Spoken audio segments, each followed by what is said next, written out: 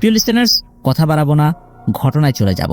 প্রথম যার ঘটনাটি আপনাদের সামনে উপস্থাপন করব তার নাম হাফেজ আলহাজউদ্দিন। ওনার বাড়ি ময়মনসিংহ জেলার ফুলবাড়িয়া উপজেলার আসিম ইউনিয়নে। ওনার বেশ কয়েকটি ঘটনা কিন্তু ইতোমধ্যে আমরা প্রচার করেছি। উনি অধিকাংশ ঘটনাগুলো মাদ্রাসা কেন্দ্রিক পাঠাতে পছন্দ করেন। তো এবারের ঘটনাটিও মাদ্রাসা কেন্দ্রিক ঘটনা, তবে মাদ্রাসা কেন্দ্রিক ঘটনা হলেও এই ঘটনার মধ্যে ভিন্নতা রয়েছে। পুরো ঘটনাটা শুনলে আপনারা বুঝতে পারবেন। তো চলুন মূল ঘটনাতে চলে যাই। তো এই ঘটনাটি কিন্তু এই ফুলবাড়িয়া উপজেলার একটি প্রত্যন্ত অঞ্চলে, তবে মাদ্রাসাটি অনেক পুরনো। কত সালে প্রতিষ্ঠিত হয়েছে এটা জানা যায় না নির্দিষ্ট করে। আর কিছু কিছু ঘটনা এরকম রয়েছে, সেই ঘটনার যে একদম পুঙ্খানুপুঙ্খ বিবরণ, নাম, কোথায় বাড়ি, এই ব্যাপারগুলো জানা যায় না। যেহেতু মানুষের মুখে মুখে ওই বিষয়টা চলে আসছে, এই কারণেই নির্দিষ্ট করে বলাটা অধিকাংশ ক্ষেত্রেই সম্ভব হবে না বলে দুঃখ প্রকাশ করে নিচ্ছি। আশা করছি এই অক্ষমতাটা আপনারা ক্ষমা সুন্দর দৃষ্টিতে দেখবেন। তো মূলত ওই মাদ্রাসা কেন্দ্রিক যেই বিভিন্ন ঘটনাগুলো, এই ঘটনাগুলো এই হাফেজ আলহাজউদ্দিন ভাই সংগ্রহ করছেন ওনারই এক ছোট ভাইয়ের কাছ থেকে। সেই ছোট ভাই 2017 সালে ওই মাদ্রাসায় পড়তো। আর মাদ্রাসার নামটা উল্লেখ করা হচ্ছে না, কারণ হচ্ছে ওই মাদ্রাসার এই ঘটনাগুলো এখনো চলমান রয়েছে। তো ছোট ছোট কয়েকটি ঘটনা বলে আমরা মূল ঘটনাতে চলে যাব। সাল 2017। একদিন রাতের বেলা সবাই খাবার খাওয়ার জন্য নির্দিষ্ট জায়গায় চলে যায় যেখানে খাবার রান্না হয়। তখন মাদ্রাসার যে মেইন রুমটা, এখানে কেউ ছিল না। তো হুজুর আবার একটি কাজে বাজারে গিয়েছিলেন। তো খাওয়া দাওয়া শেষ করে আসিফ নামের একজন স্টুডেন্ট সবার আগে চলে আসে মাদ্রাসার রুমে। তো আসিফ যখন রুমে এসেছে, আসার 2 থেকে 3 মিনিট পর সে শুনতে পায় কে যেন অজুখানায় কাপড় কাচ্ছে। তো আসিফ ভাবে হয়তোবা কোনো ছাত্রই হবে কাপড় খাচ্ছে। সে মাদ্রাসার রুমের দরজায় দাঁড়িয়ে দেখার চেষ্টা করে যেখানে কে কাপড় খাচ্ছে।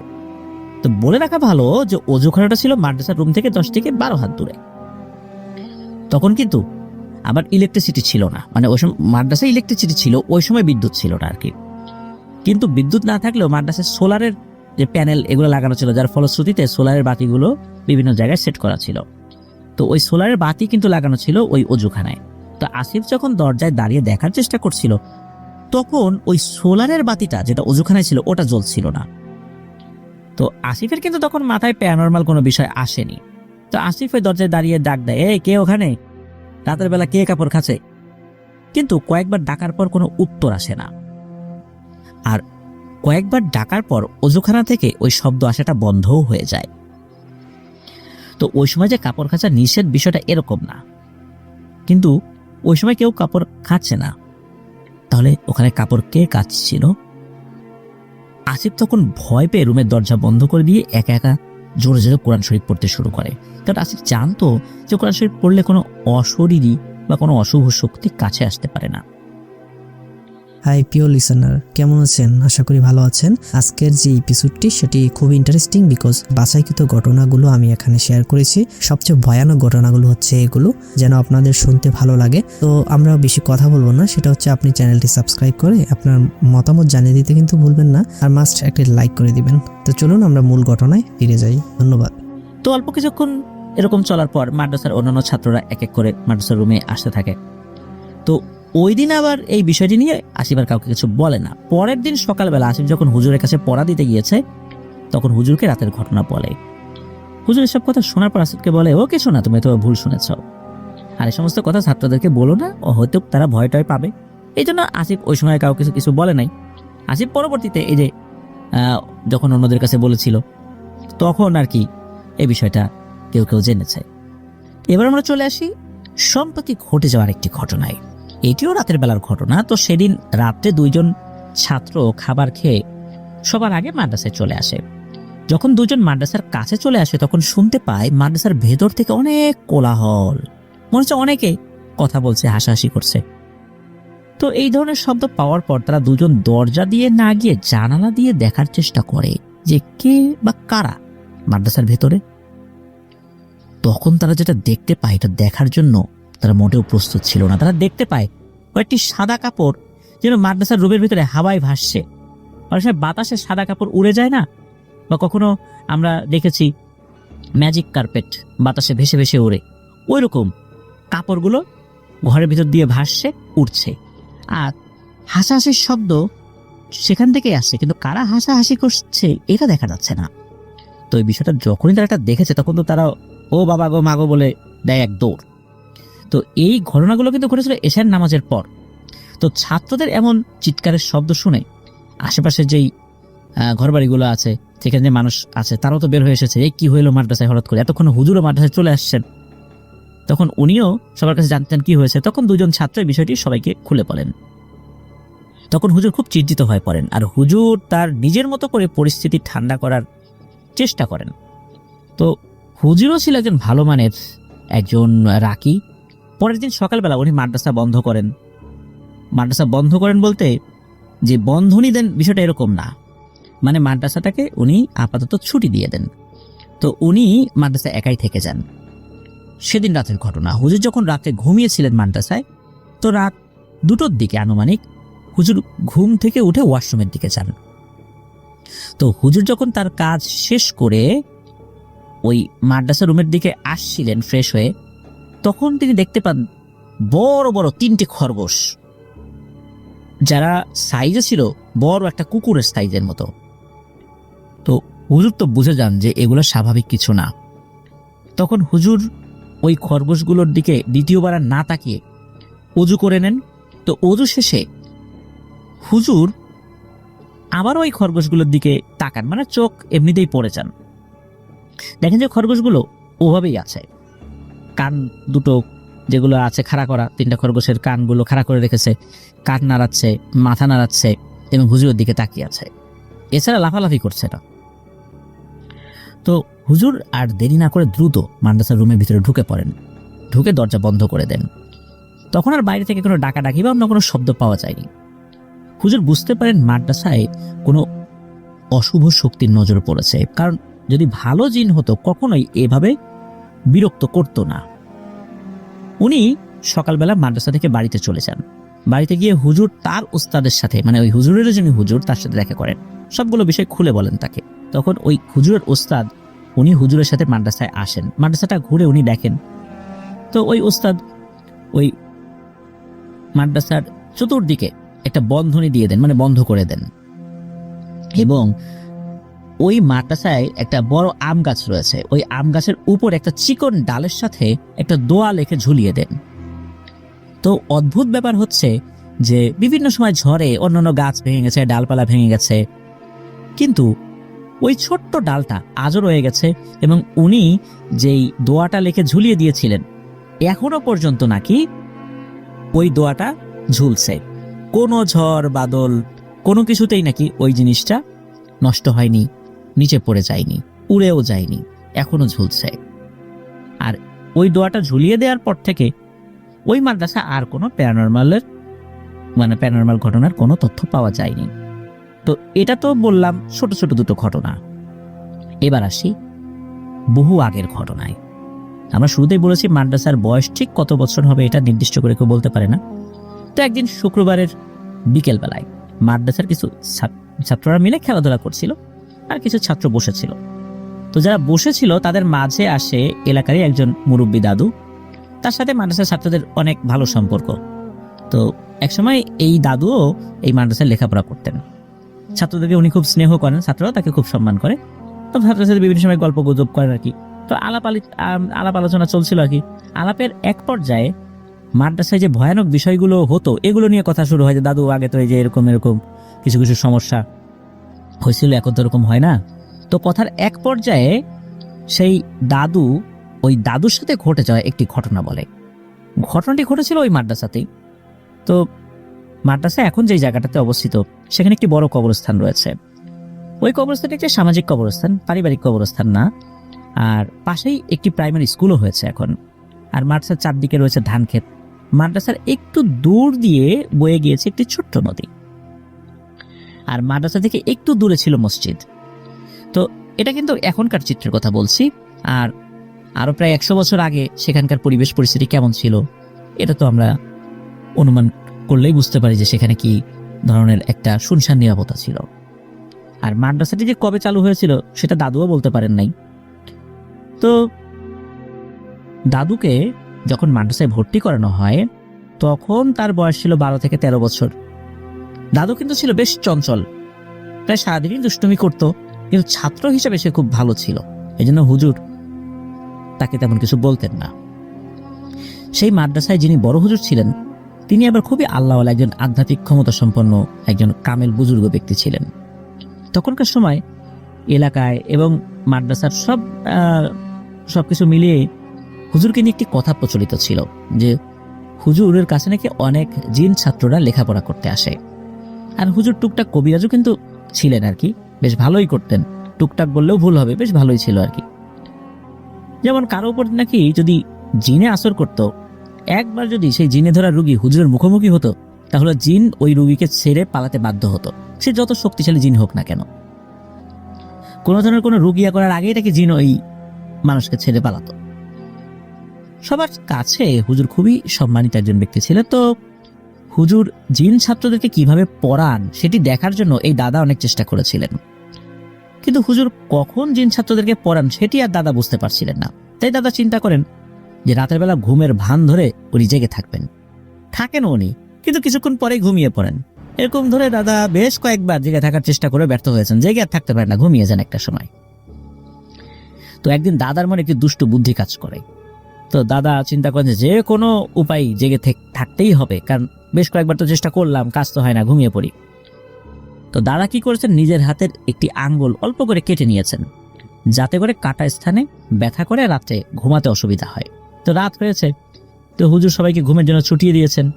তো এক পর্যায়ে সব ছাত্র ঘুমিয়ে পড়ে, দাদা কিন্তু তখনও ঘুমান নাই, সময় যেতে থাকে। একটা পর্যায়ে দাদারও ঘুম আসতে থাকে, আঙ্গুলের ব্যথা খুব একটা প্রভাব ফেলছিল না। তখন দাদা কি করেছেন, উনি সাথে কিছুটা লবণ রেখে দিয়েছিলেন, ওনার ওই ক্ষত স্থানে উনি লবণ ছিটিয়ে দিয়েছেন, যার ফলশ্রুতিতে ওই জায়গায় প্রচন্ড যন্ত্রণা শুরু হয়। আর ওনার ঘুম আসছে না এই যন্ত্রণায়। এদিকে রাত আনুমানিক 2:30-3টা এরকম সময় হয়তোবা বেঁচে যায় আর কি।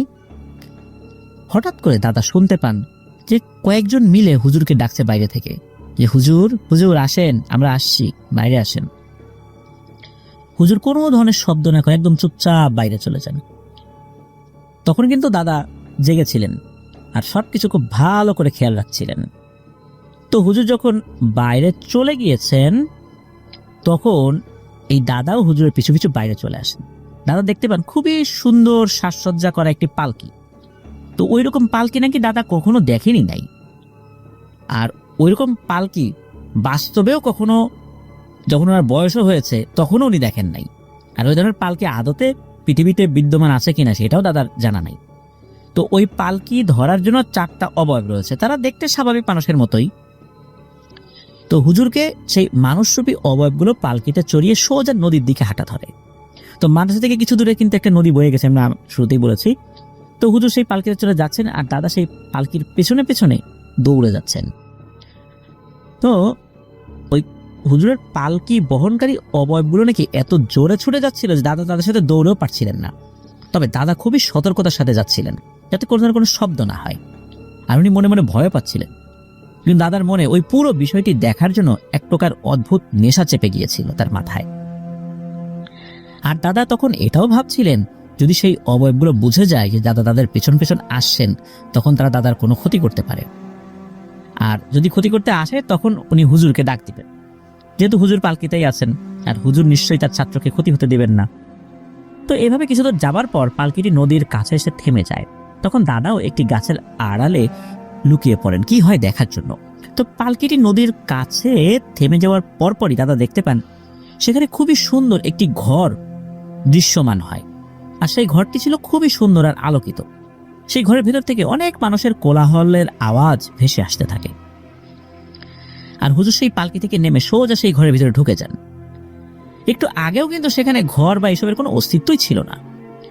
তো এগুলো যখন দাদার সামনে ঘুরতে থাকে তখন দাদা সেখানেই প্রচন্ড জোরে করেছেন একটা চিৎকার, আর ওখানেই চিৎকার দিয়ে উনি জ্ঞান হারিয়ে পড়ে যান। এরপর দাদার কিছু মনে নাই। তো দাদা যখন জ্ঞান ফেরত আসে তখন দাদা দেখেন এক আজব বিষয়, যেমন ফজরের আজানের আগে ছাত্রদেরকে হুজুর ঘুম থেকে যখন ডাক দেন তখন নাকি দাদা সবার সাথে ঘুম থেকে ওঠে। তো দাদা তো এবার পড়ে যান মহা এক চিন্তায়। দাদা তখন ভাবতে থাকেন, আচ্ছা রাতে যে এত কিছু ঘটে গেল এগুলো কি স্বপ্ন নাকি বাস্তব। তখন দাদা তার হাতের কাটা স্থানের দিকে তাকান, তাকিয়ে দেখেন যে অবাক ব্যাপার, উনি তো নিজের ইচ্ছাতে হাত কেটেছিলেন, সেখানে কোনো ক্ষত স্থান দেখাই যাচ্ছে না, কিচ্ছু হয় নাই তার সেখানে। আর উনি তো ওই গাছের ওখানে পড়ে গিয়েছিলেন, তাহলে তো তার শরীরে বা শরীরে কোথাও মাটি লেগে থাকার কথা, কিন্তু না তো, তার শরীর একদম পরিষ্কার। উনি তো চিন্তা ভাবনা করে কোনো কুল কিনারা করতে পারছিলেন না। ফজরের আজান হয়, সবাই ফজরের নামাজ আদায় করে। তো সকালবেলা যখন ছাত্রদেরকে সকালের খাবার খাওয়ার জন্য ছুটি দেওয়া হয়, তখন হুজুর দাদাকে হুজুরের কাছে ডেকে নেন আর বসতে বলেন। তো দাদা যখন হুজুরের কাছে বসেন, আর পুরো মাদ্রাসার ছাত্র তখন খাবার খাওয়ার জন্য চলে গিয়েছেন, তখন হুজুর দাদাকে বলেন যে তুমি কালকে রাত্রে কোথায় গিয়েছিলে? তুমি যে মাঝে মাঝে এই রাত্রে জেগে থাকতে তা কিন্তু আমি জানতাম, আমি কিন্তু তোমাকে কিছু বলিনি। আর কালকে তুমি যখন সারা রাত জেগে থাকার জন্য তোমার নিজের হাতের আঙ্গুল কেটেছো, সেটাও আমি জানতাম। তুমি যখন আমার পেছন পেছন দৌড়ে যাচ্ছিলে, তখন আমার জিন ছাত্র আমাকে বলেছিল যে তুমি পেছন পেছন দৌড়ে যাচ্ছ, তো তোমাকে তারা ভয় দেখাতে চায়, যাতে করে দ্বিতীয়বার এরকম সাহস না দেখাও। কিন্তু আমি আমার জিন ছাত্রদেরকে না করি, যাতে তোমাকে ভয় না দেখায়, তাই তোমাকে তারা আর ভয় দেখায়নি। তুমি যখন গাছের আড়ালে দাঁড়িয়েছিলে, তখন আমি ভেবেছিলাম তোমাকে গিয়ে আমি ডাক দিয়ে নিয়ে আসবো আর এই ঘরের ভিতর নিয়ে যাবো, যেহেতু তুমি এত কিছু দেখে ফেলেছো, এই জন্য তোমাকে নিয়ে যাবো। কিন্তু তার আগেই তুমি চিৎকার দিয়ে ওখানে জ্ঞান হারাও, আর তখন আমার জিন ছাত্রদের সাহায্যেই তোমাকে মাদ্রাসায় নিয়ে আসা হয়। যাই হোক, তুমি এত কিছু দেখে ফেলেছো, তাই তোমাকে বলছি এই বিষয়গুলো নিয়ে আর কারোর সাথে আলাপ আলোচনা করার দরকার নাই, আর এই টাইপের সাহস আর কখনোই দেখাবে না। আর যদি এই ঘটনা কাউকে বলো, তাহলে কিন্তু তোমার অনেক বড় ক্ষতি হয়ে যাবে, সাথে সাথে ওই জিনদেরও ক্ষতি হতে পারে। তারা কিন্তু তোমাকে কোনো ক্ষতি করবে না, কিন্তু তোমার এমনিতেই ক্ষতি হয়ে যাবে। তো দাদাকে হুজুর এই কথাগুলো বলেন এবং বলে খাবার খাওয়ার জন্য বাড়িতে যেতে বলেন। দাদাও চলে যান। এভাবে সময় যেতে থাকে। তো বেশ কয়েকদিন পর দাদা করে বসেন জীবনের সবচেয়ে বড় একটি ভুল কাজ। তো দাদা কি ভুল করেছিলেন সেটা হলো এই পুরো বিষয়টা তার বন্ধুদের কাছে বলে দিয়েছেন। এভাবে এক কান দু কান হতে হতে একবারে সবাই জেনে যায়। তো একদিন হুজুর একটি বাড়িতে দাওয়াত খেতে গিয়েছেন। দাওয়াতটা একটু বড়ই ছিল সেখানে। তো সেখানে এলাকার অনেক লোকজন এসেছিলেন। তো দাওয়াত খাওয়ার সময় একজন বয়স্ক ভদ্রলোক, তো উনি খাবার খুব অল্প করে খায়। তখন হুজুর আবার মজা করে বলেন যে এত কম খেলে হবে, একটু বেশি করে খান। তা আপনাদের 100 জনের খাবার তো একাই সাবার করে দিতে পারবো। তো এই কথা বলার পর হুজুরকে কয়েকজনের মিলে বলেন যে আপনি কয় প্লেট ভাত খেতে পারবেন হুজুর বলেন তো। তো হুজুর বলেন যে আপনি কয় প্লেট দিতে পারবেন বলেন। এভাবে চলতে থাকে মজা করে রসিকতা। তো এদিকে এলাকার মানুষজন কিন্তু জানতো যে হুজুরের সাথে কিন্তু জিন রয়েছে। মূলত তারাই হুজুরকে রসিকতা করতে করতে একটু উস্কানি দিচ্ছিল, যাতে করে হুজুর খাবার খেতে রাজি হন আর সবাই সেটা স্বচক্ষে দেখতে পারে। তো এক পর্যায়ে হুজুর রাজি হন খাবার খেতে। তখন হুজুর তাদেরকে বলে দেন যে কি কি রান্না করতে হবে। যেমন বড় বড় 2 সসপ্যান ভাত, আর 1 সসপ্যান গোস্ত, আর 1 সসপ্যান ডাল। এই আয়োজন কবে করতে হবে সেই কথাও হুজুর সবাইকে বলে দেন। দেখতে দেখতে সেই কাঙ্ক্ষিত দিনও চলে আসে। তো হুজুরের কথা অনুযায়ী সবকিছু আয়োজন করে এলাকাবাসী। এদিকে সকাল থেকে মানুষের ভিড় মাদ্রাসায়, কেননা হুজুর আজকে একাই 2 সসপ্যান ভাত খাবেন, 1 সসপ্যান মাংস খাবেন, ডাল খাবেন, আর 1 সসপ্যান, মানে টোটাল 4টা সসপ্যান সেখানে রয়েছে।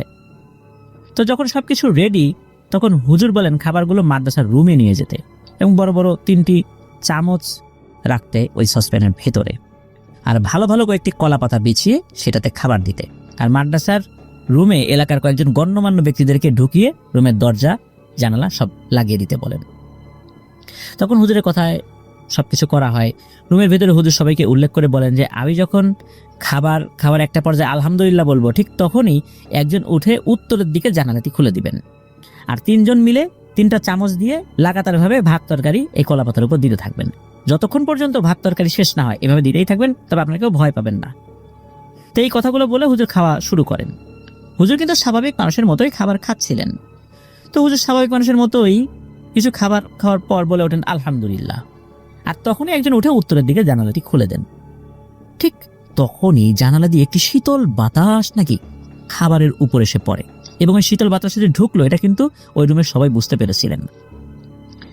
আর ওই জানালাটা খোলার পরে নাকি রুমটি একদম সুঘ্রাণে ভরে যায়। তো 3 জন মিলে সসপ্যান থেকে খাবারগুলো কলাপাতায় রাখতে দেরি, কিন্তু খাবারগুলো শেষ হতে আর দেরি হয় না। তো এই বিষয়টি দেখার পর রুমের মধ্যে থাকা লোকগুলোর তো ভয়ে একদম অবস্থা খারাপ হতে থাকে। তো হুজুর তাদেরকে আশ্বস্ত করেন, আপনারা ভয় পান না, চুপচাপ থাকেন।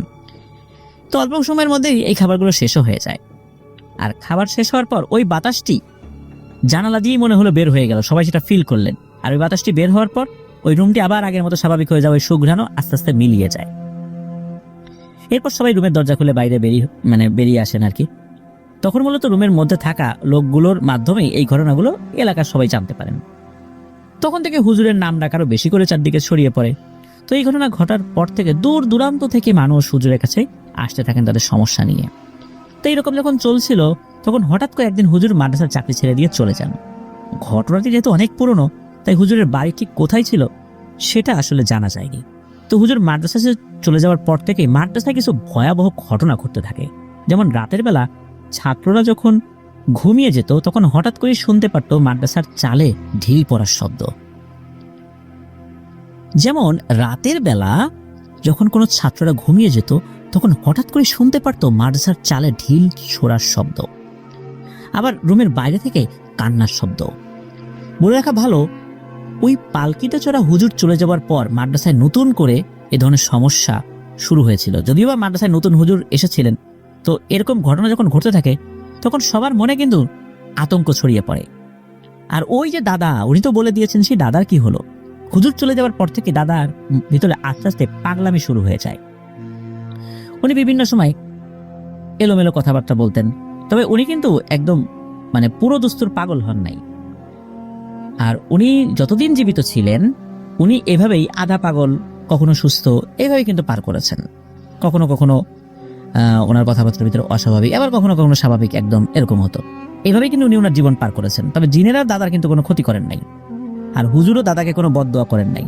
এটাই হয়তোবা এক রহস্য, কেন এরকমটা হলো। তো যাই হোক, ওই যে মাদ্রাসায় যখন এসব ভয়ের ঘটনা ঘটতে থাকে, তখন মাদ্রাসা থেকে ছাত্ররা এক এক করে চলে যেতে থাকে। সময়ের ব্যবধানে এক পর্যায়ে মাদ্রাসাটি ছাত্রশূন্য হয়ে পড়ে, মাদ্রাসাটি বন্ধও হয়ে যায়। না, ঘটনা কিন্তু এখানেই শেষ না, ঘটনার ভয়াবহতা কিন্তু শুরু। ওই মাদ্রাসাটি 3 থেকে 4 বছর বন্ধ থাকার পর এলাকার লোকজন, তারপরে আলেমোলামারা পুনরায় মাদ্রাসাটি চালু করার উদ্যোগ গ্রহণ করে এবং চালুও করেন।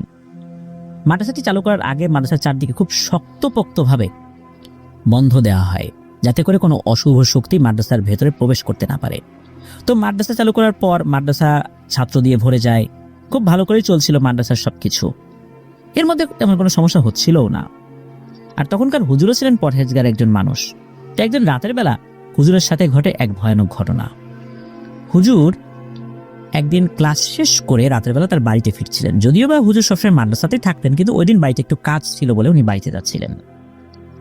তো হুজুর বাড়ি যাওয়ার পথে একটি ছোট্ট কালভার্ট পাড়ি দেবেন আর কি।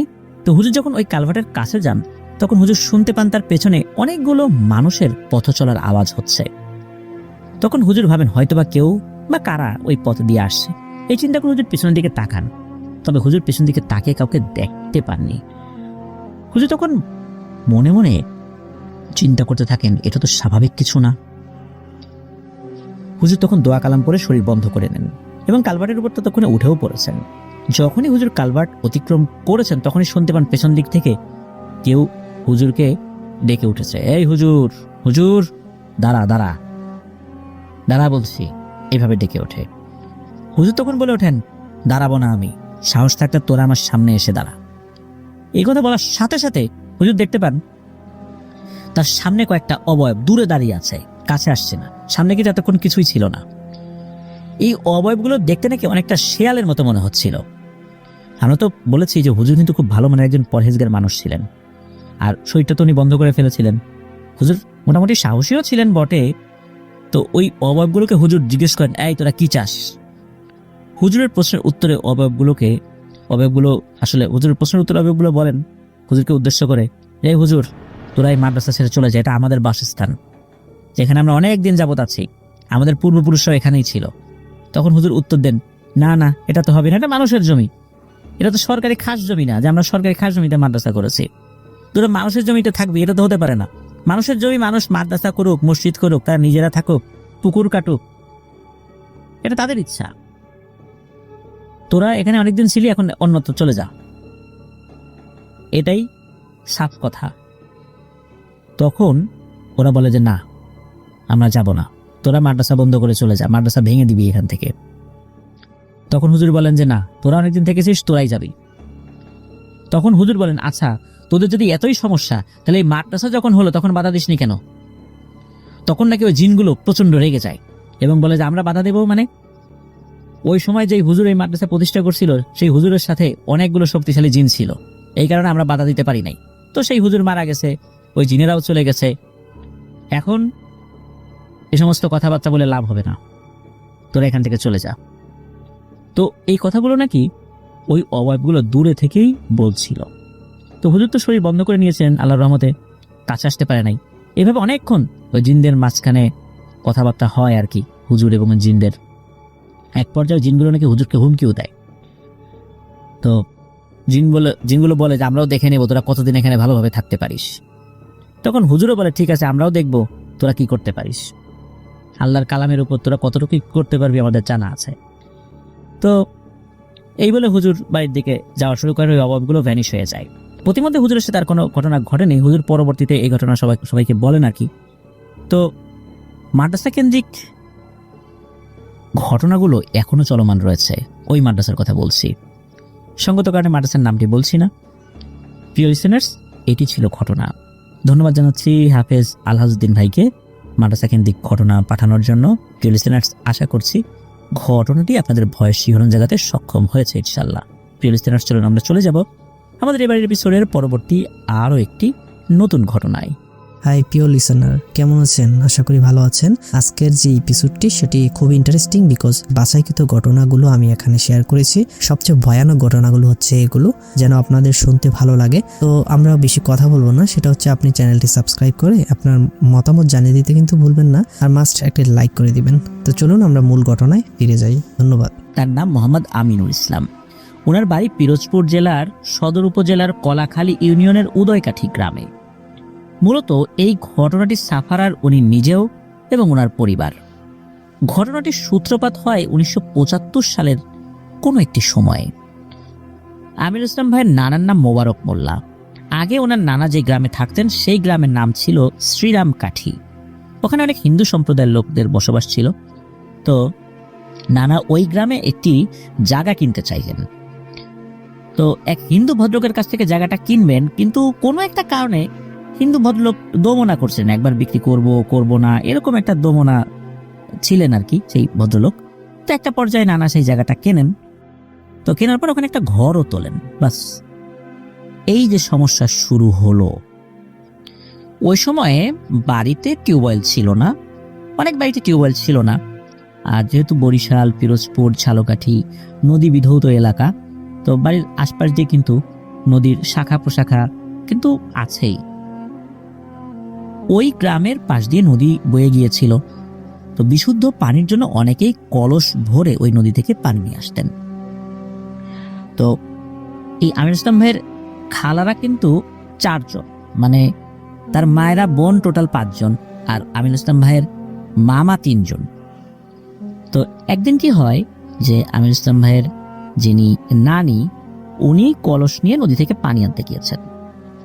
তো পানি আনার জন্য যখন ওই কলসটা নদীর পানিতে রেখেছেন, মানে নদীর পানির উপর রেখে তো তারপর পানিটা কলসের মুখ দিয়ে ভরবে, তারপর উনি কলসটা নিয়ে কোমরে নিয়ে চলে আসবেন, এরকমই তো হয়।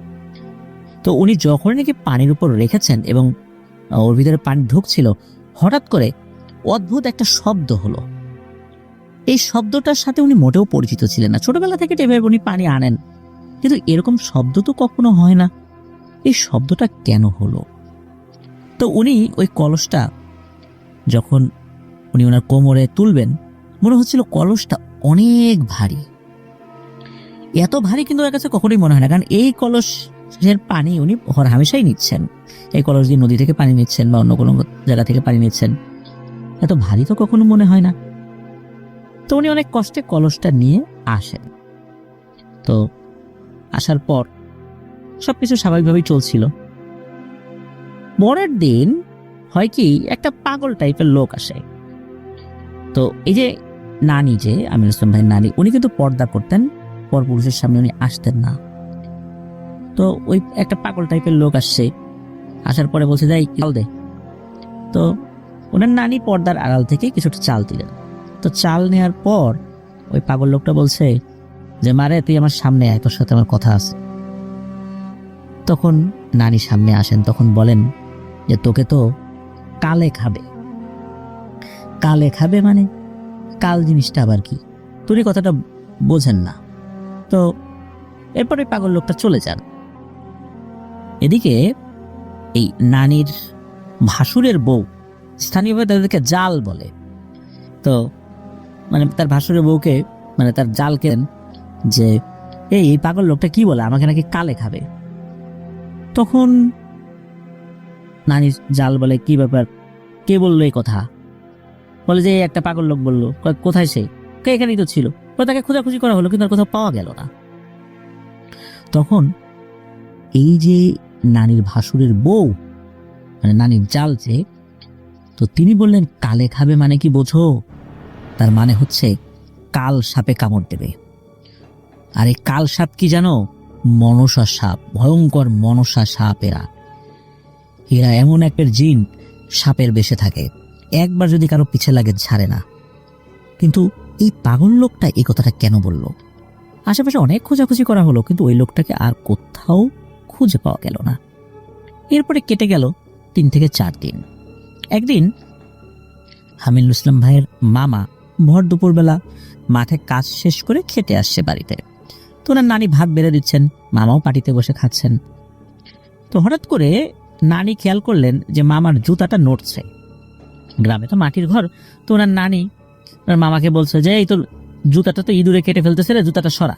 তো মামার ওইদিকে খেয়াল না করে ভাত খেয়েই যাচ্ছেন। তারপর নানি কি করলো, জুতাটা যেই না টান দিতে যাবে তখনই হাতে কিসের জন্য একটা কামড় দিল। তো উনি আসলে বুঝতে পারেন নাই যে আসলে কিসে কামড় দিয়েছে, কি কামড় দিলে এটা উনি দেখেন নাই। উনি ভেবেছেন হয়তো বা ইঁদুর টিঁদুরে কামড় দিয়েছে হয়তো না। তখন উনি বলেন যে আমার হাতে ইঁদুর কামড় দিছে। আর ইঁদুরের কামড়ে আসলে তেমন কিছু হবে না এটাই বিশ্বাস করেছিলেন, সবাই ভেবেছেন ঠিক হয়ে যাবে। কিন্তু ঘটনা ঘটল অন্যরকম। নারীর শরীরটা আস্তে আস্তে নীল হতে থাকলো, তার পুরো শরীরে বিষ ছড়িয়ে গেল। ছটপট করতে করতে উনি সন্ধ্যার পর মারা যান। আস্তে আস্তে সবাইকে আসলে ব্যাপারটা বুঝাতে বা বুঝতে মানে সবাই বুঝতে পারলেন যে নারীকে আসলে ইঁদুরে কামড় দেয় নাই, দিয়েছিল কোন একটা সাপ। মূলত যখন নানি মারা গেলেন এরপর নানির ভাসুরের বউ মানে নানির জাল সবাইকে ওই পাগলের কথাটা বলেন, কারণ শুরুতে তো এই বিষয়টা আসলে ওনারা পাত্তা দেন নাই। আর মহিলা মানুষ গৃহস্থ বাড়ির তারা তো ব্যস্ত ছিলেন, যার ফলশ্রুতিতে এই বিষয়গুলো নিয়ে পুরুষ লোকদের সাথে কথাও হয় নাই। আর পুরুষ লোকরা ওই সন্ধ্যার দিকেই বাড়িতে আসে মাঠের কাজ শেষ করে, যার ফলশ্রুতিতে তাদের সাথে তো কথা বলার মতো সুযোগও হয় নাই। ওদিকে এই আমিনুল ইসলাম ভাইয়ের আর একজন মামা ছিলেন, তার নাম হলো আলমগীর। সে ছিল মানে উনি বড় মামা, আর মেজ মামার নাম হলো আইয়ুব আলী, আর ছোট মামার নাম হলো হিরণ। তো একদিন ওনার বড় মামার সাথে ঘটেছে একটি মর্মান্তিক ঘটনা। দুপুরবেলা উনি বড়ই গাছ থেকে বড়ই পারবেন বলে বড়ই গাছে ঢিল মারছেন। হঠাৎ করে নাকি কোত্থেকে একটা ছোট্ট ঢিল এসে এই মামার পায়ের বৃদ্ধাঙ্গুলির উপরে পড়ে। মামা খুব ব্যথা পায়, বাড়িতে এসে বলে যে আমার পায়ের উপরে একটা ঢিল এসে পড়েছে, খুব ব্যথা পেয়েছি। সেই ব্যথায় কাতরাতে কাতরাতেই মামা মারা যান। এ কি শুরু হলো ওই পরিবারে? একটা ছোট্ট ঢিল আঙ্গুলের মাথায় পড়ে একটা তরতারা ছেলে কি মারা যেতে পারে? এটা কিভাবে সম্ভব? খুবই রহস্যময় একটি ব্যাপার। ওনার নানা বাড়ির পরিবারের উপর নেমে আসে শোকের ছায়া। প্রথমে নানি, তারপর বড় মামা মারা গেলেন। নানা তার স্ত্রী এবং বড় ছেলেকে হারিয়ে খুব ভেঙে পড়েন।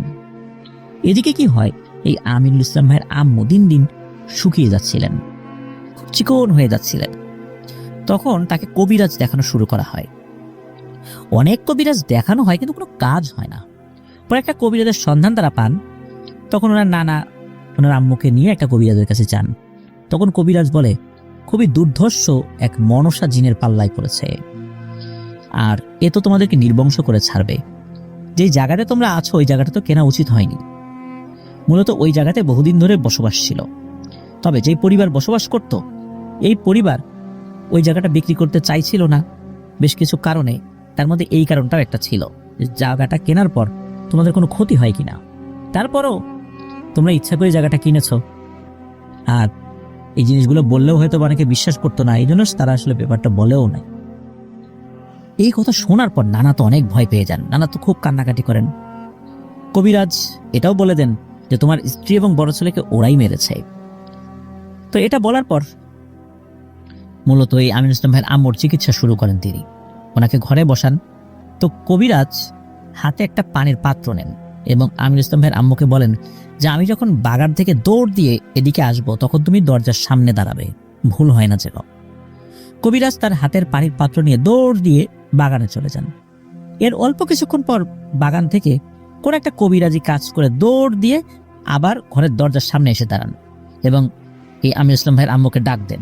তো ওনার আম্মুর দরজার সামনে এসে দাঁড়ালে কবিরাজ তখন হাতের পাত্র থেকে পানি মুখে নিয়ে সেই মুখের পানি কুলি করে ওনার আম্মুর দিকে ছুঁড়ে মারেন এবং এরপরে ওনাকে একটা জিনিস দেন এবং বলেন যে তুমি যদি এই জিনিসটা হারিয়ে ফেলো তাহলে কিন্তু আমার কোনো কিছু করার নাই, আমি জীবনের ঝুঁকি নিয়ে আজ এই কাজটা করলাম, কিন্তু মনে রেখো আমার ক্ষমতার সীমানা এই পর্যন্তই।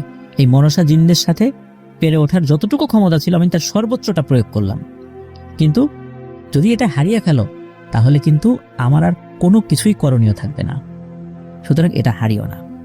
তো এরপরে এই আমির ইসলামের আম্মু আস্তে আস্তে সুস্থ হয়ে যান। এর কয়েক বছর পর ওনার আম্মুর বিয়ে ঠিক হয়।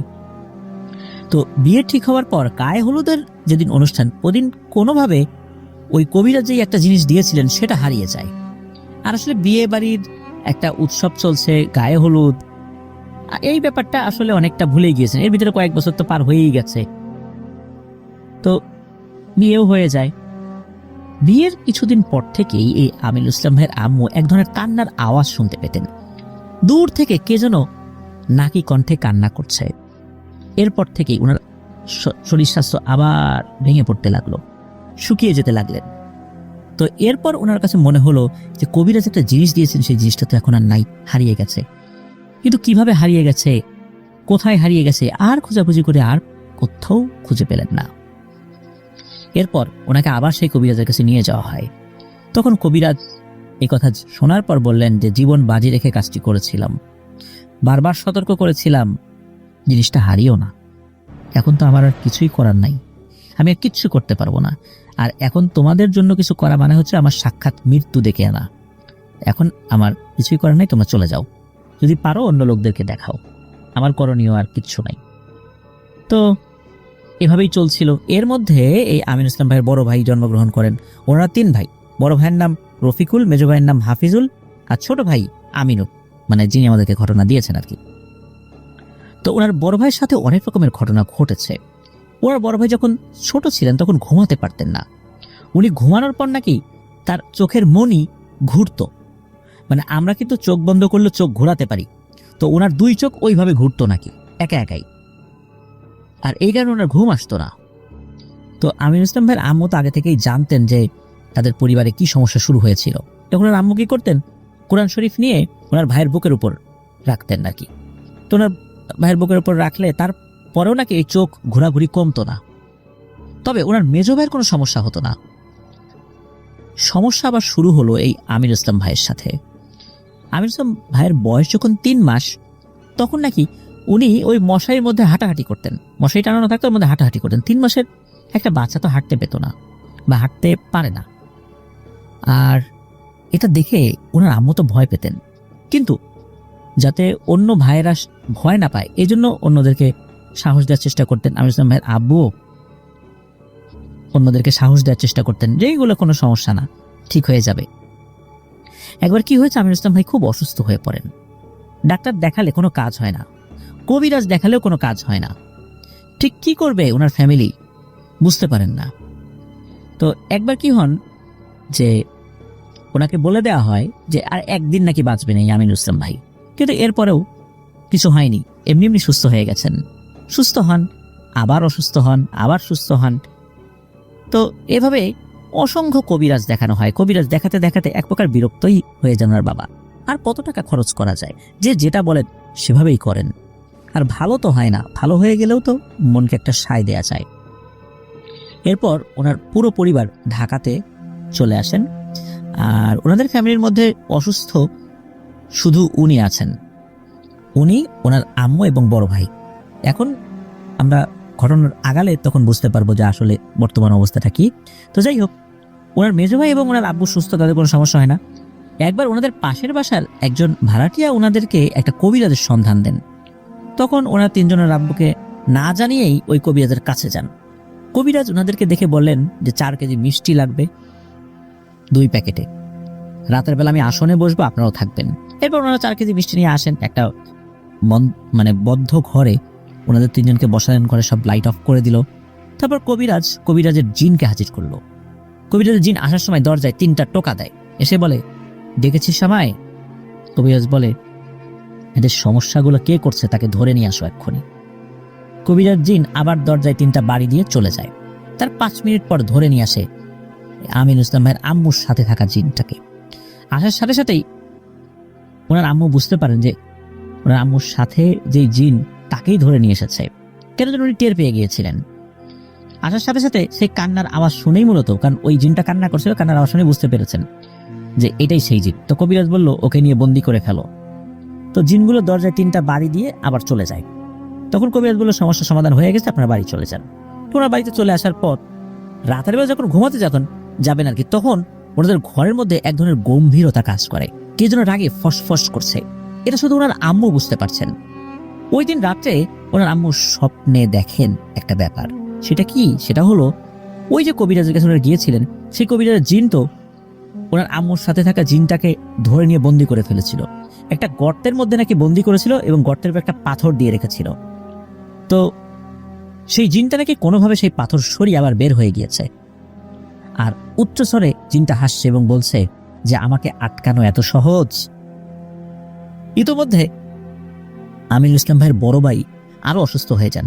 বড় ভাইয়ের সমস্যা হলো, উনি যেখানেই যাক না কেন সবসময় একটা বমি বমি ভাব হতো, কিন্তু বমি হতো না। উনি বমি করার জন্য চেষ্টা করতেন, কিন্তু বমি হতো না। যে কোনো কবিরাজের কাছে গিয়েছেন, সেখানেও বমি বমি ভাব হতো। কবিরাজ ট্রিটমেন্ট করেছেন, লাভ হতো না। হয়তোবা কয়েকদিন ভালো থাকতো, আবার যা তাই হতো। এই যে আমিনুল ইসলাম ভাই, ওনার কিছুদিন পর পর মাথা ব্যথা করত, এমন প্রচন্ড মাথা ব্যথা যে একদম মরে যাওয়ার মতো উপক্রম। কোনো ডাক্তার দেখেও কাজ হতো না। ডাক্তাররা অনেক চিকিৎসা করেছেন, লাভ হয়নি। নারায়ণগঞ্জে একজন হুজুর ছিলেন, তার কাছে নিয়ে যাওয়া হয়। তাকে যখন এই সমস্যাগুলোর কথা বলা হয়, উনি পানি পড়া দেন, ওগুলো দিয়ে গোসল করতে বলেন। তো ওগুলো দিয়ে গোসল করলে ঠিক হয়ে যেত, পানি খেলেও ঠিক হয়ে যেত, কিন্তু পুরোপুরি সুস্থ উনি হতেন না। কিছুদিন পরপরই অসুস্থ হতেন। তো হুজুরের কাছে নিয়ে যেত, পানি পড়া দিত। তো এইভাবেই চলছিল। এর মধ্যে শোনা গেল ওনার এক খালা, দুঃসম্পর্কের খালা, উনি কবিরাজি করেন। তখন তার কাছে নিয়ে যাওয়া হয়। তখন সেই খালা উনি একটা ছোট্ট ঘরে নিয়ে যান, ওনার যেই ঘরটা, যেখানে উনি বিভিন্ন রুগী টুগী দেখেন, টুকটাক কবিরাজি করেন। তো ওখানে উনি অজু করে একটা উঁচু জায়গায় বসে জিকির করতে থাকেন। হঠাৎ করেই এই খালার ভয়েস চেঞ্জ হয়ে যায় এবং বলতে থাকে, কেন ডেকেছিস আমায়? তখন আমিনুল ইসলামের আম্মু বলে, আমাদের খুবই সমস্যা, আমার ছেলে দুটো অসুস্থ, এদেরকে নিয়ে খুবই কষ্টে আছি, আমার কথা তো বাদই দিলাম। তখন বড় খালা বলে ওঠেন যে তারা দেখছি, মানে ওনাকে বড় খালা বলতেন আর কি। তো হঠাৎ করে নাকি আমিনুল ইসলাম ভাইয়ের আম্মুর সাথে থাকা জিন ওনার আম্মুর শরীরে হাজির হয়ে বলে ওঠে, এই আমায় ডাকছিস কেন? তোর সাহস তো কম না, তুই আমাকে ডাকলি? তখন ওই যে বড় খালা, উনি তো তখন ওনার শরীরের মধ্যে তখন জিন রয়েছে, তখন ওই বড় খালা বলে উঠলেও যে আপনি রাগ করবেন না, এই ছেলে দুটো মুখের দিকে তাকিয়ে এদেরকে মাফ করে দিন, ওরা তো কোনো অন্যায় করেনি। তখন এই আমিনুল ইসলাম ভাইয়ের আম্মুর শরীরে থাকা জিনটা বলে ওঠে, কাকে মাফ করব আর কাকে করব না সেটা কি তুই আমাকে শেখাবি? তখন ওই বড় খালার শরীরে থাকা জিনটা কিন্তু বুঝতে পারে যে এই জিনটা শক্তিশালী। তখন উনি আবারও অনুরোধ করেন যে মানছি আপনি ওদের উপর রাগ করেছেন, কিন্তু এই বাচ্চা দুটোর তো অপরাধ নাই, ওদেরকে ক্ষমা করে দেন। এরপর কিছুক্ষণ চুপ থাকেন ওনার আম্মুর শরীরে থাকা জিনটা। এরপর ওনার আম্মু ডাক দেয়, এই আমির ইসলাম ভাইকে ডাক দেয়। উনি তো ভয় পাচ্ছেন, কারণ তার শরীরের মধ্যে তো তখন জিন রয়েছে, সেই ভয়ঙ্কর মনসা জিনটা। তখন ওই যে বড় খালা, তার শরীরেও তো জিন রয়েছে। তখন ওই জিনটাও বুঝতে পারে যে আমির ইসলাম ভাই ভয় পাচ্ছেন। তখন এই বড় খালার ভেতর থেকেই বলে ওঠেন যে বাবা তুমি যাও, ভয় নাই, আমি আছি। তখন আমির ইসলাম ভাই ভয়ে ভয়ে ওনার আম্মুর কাছে যান।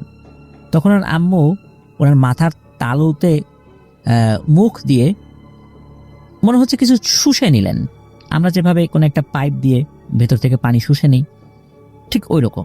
এরপর ওনার শরীরটা একদম হালকা হয়ে যায়, নিজেকে খুবই সুস্থ মনে হয়। এতটা সুস্থ মনে হয় সুস্থ মানুষও এতটা সুস্থ বোধ করে না। শরীরটা অনেক ভালো লাগছিল।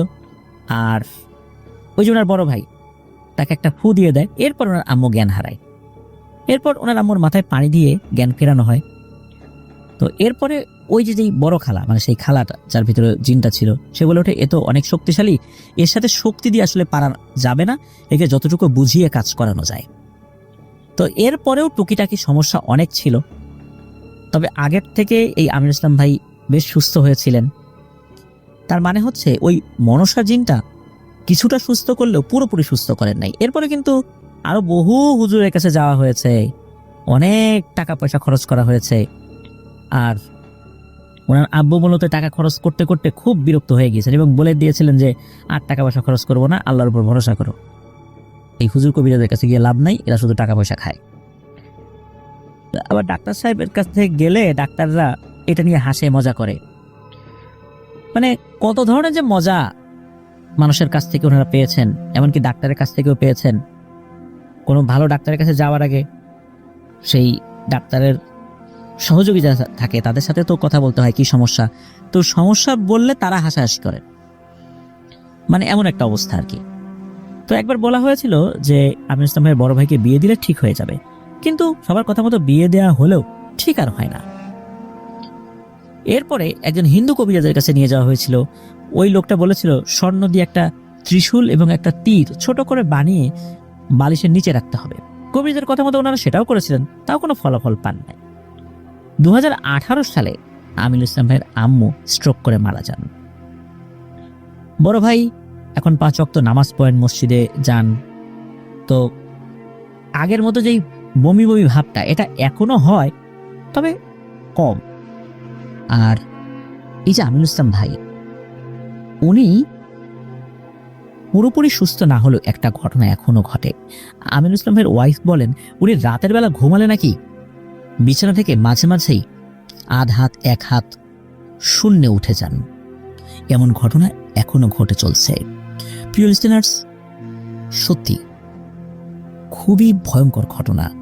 যারা এই ঘটনার প্রত্যক্ষদর্শী বা সাফারার, তারাই শুধু বুঝতে পারেন যে কি ভয়ঙ্কর একটা পরিস্থিতির ভেতর দিয়ে তারা যাচ্ছেন। আমির ইসলাম ভাইকে ধন্যবাদ জানাচ্ছি আপনাদের ঘটনাগুলো আমাদের সাথে শেয়ার করার জন্য। আর আপনাদের হরর ওয়ার্ল্ড পরিবারের পক্ষ থেকে আপনার এবং আপনার পরিবারের জন্য দোয়া রইল, আল্লাহ যেন আপনাদেরকে ভালো রাখেন, সুস্থ রাখেন এবং এই সমস্যা থেকে মুক্তি দান করেন।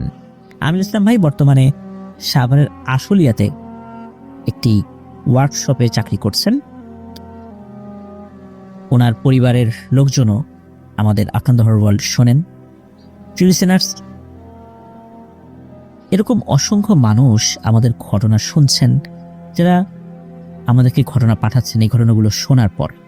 এই জন্য বলি, আমাদের এই চ্যানেলের লিঙ্কটা আপনারা বেশি বেশি করে শেয়ার করে দেবেন আপনাদের পরিচিত বন্ধু মহলে যারা ভয়ের ঘটনা শুনতে ভালোবাসেন।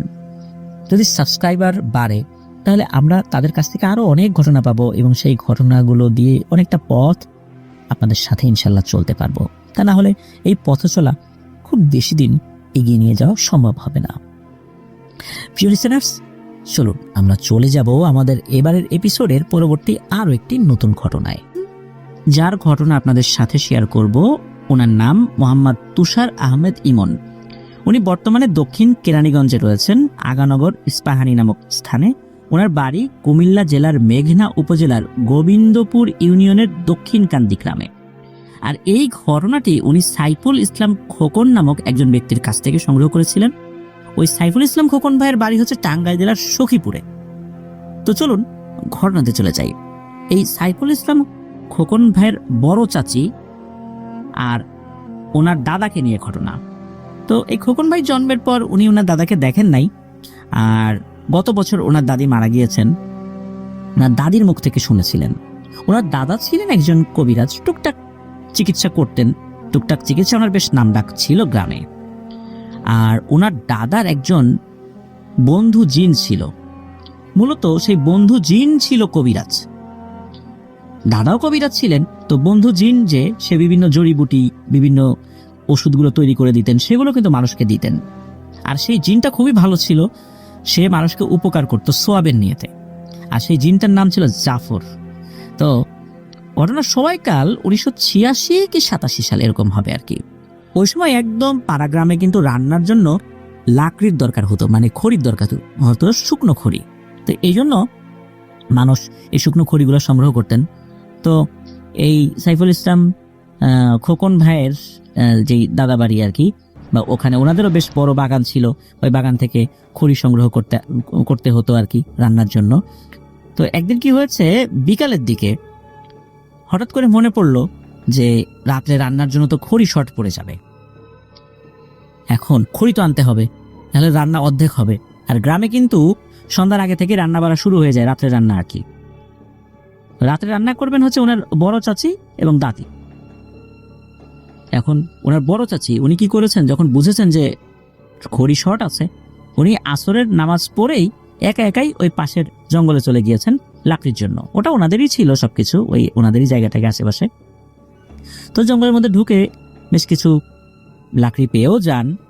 এখন উনি যতটুকু লাকড়ি কুড়ান, সামনে দেখেন যে আরো একটু ভালো লাকড়ি পড়ে আছে। তখন উনি চিন্তা করেন যে এগুলো যদি সংগ্রহ করতে পারি তাহলে তো সকালে বা পরের দিন দুপুরবেলার জন্য একটু কাজ হয়ে যাবে। এই জন্য উনি সবগুলো তো আসলে কাছে হাতে বা কোমরে রাখা সম্ভব না, তো উনি এক জায়গায় জড়ো করছিলেন। তো এইভাবে করতে করতে উনি বুঝতে পারেন যে উনি জঙ্গলের গভীরে এসে পড়েছেন। তখনই মূলত বিপদটা শুরু হয়। তখনও কিন্তু যে মানে মাগরিবের আজান হয়ে গেছে বিষয়টা এরকম না, সন্ধ্যা লাগবে ভাব আর কি। হঠাৎ করে উনি একটা আওয়াজ শুনতে পান, ঘোড়ার ডাকের মতো একটা আওয়াজ, ঘোড়া যেভাবে ডাকে না ওই রকম। তো এইখানে ঘোড়া আসবে কোত্থেকে? তখন ওনার কাছে মনে হলো আওয়াজটা উপরের দিক থেকে আসছে। তো ওইটা কিন্তু শালবন ছিল, ওই জঙ্গলে প্রচুর শালবন, মানে শাল গাছ ছিল আর কি। তো উনি উপর দিকে তাকিয়ে দেখতে পান এক ভয়ঙ্কর জিনিস। উনি দেখতে পান একটা ঘোড়া ভাসমান অবস্থায় রয়েছে, আর ওই ঘোড়ার পিঠে একটা মানুষের অবয়বের মতো বসে আছে, তবে অনেকটা ছায়ার মতো। তবে সেটার চেহারা ওইভাবে বোঝা না গেলেও চোখ দুটো ছিল খুবই ভয়ঙ্কর।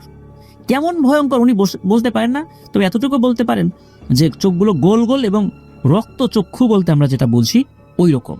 চোখ যে জল ছিল লাল টকটকে ওরকম না, তবে তার কাছে এরকম মনে হচ্ছিল যে চোখে রক্ত জমাট বেঁধে আছে। ওই সময় কিন্তু ওই বড় চাচি আম্মা কিন্তু অন্তঃসত্ত্বা ছিলেন।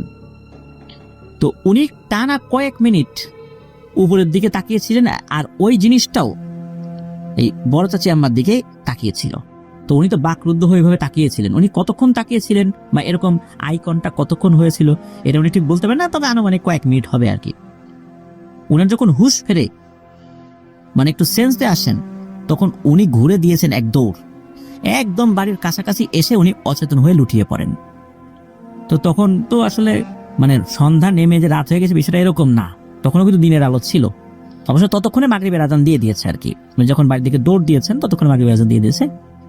তো বাড়ির লোকজন তো দেখেছে, তাড়াতাড়ি তার কাছে ছুটে গিয়েছে, তাকে ধরাধরি করে ঘরে নিয়ে আসা হয়। তবে ঘরে নিয়ে আসার পর ওনার সমস্ত শরীর নীল বর্ণ ধারণ করেছিল। তো দাদি তো অবস্থা সুবিধাজনক না দেখে তৎক্ষণাৎ দাদাকে ডাকার জন্য লোক পাঠান। দাদা তখন কাছেরই কোনো একটা গ্রামে চিকিৎসা করতে গিয়েছিলেন। তো দাদা তো এসে বুঝতে পেরেছেন যে বিষয়টা কি।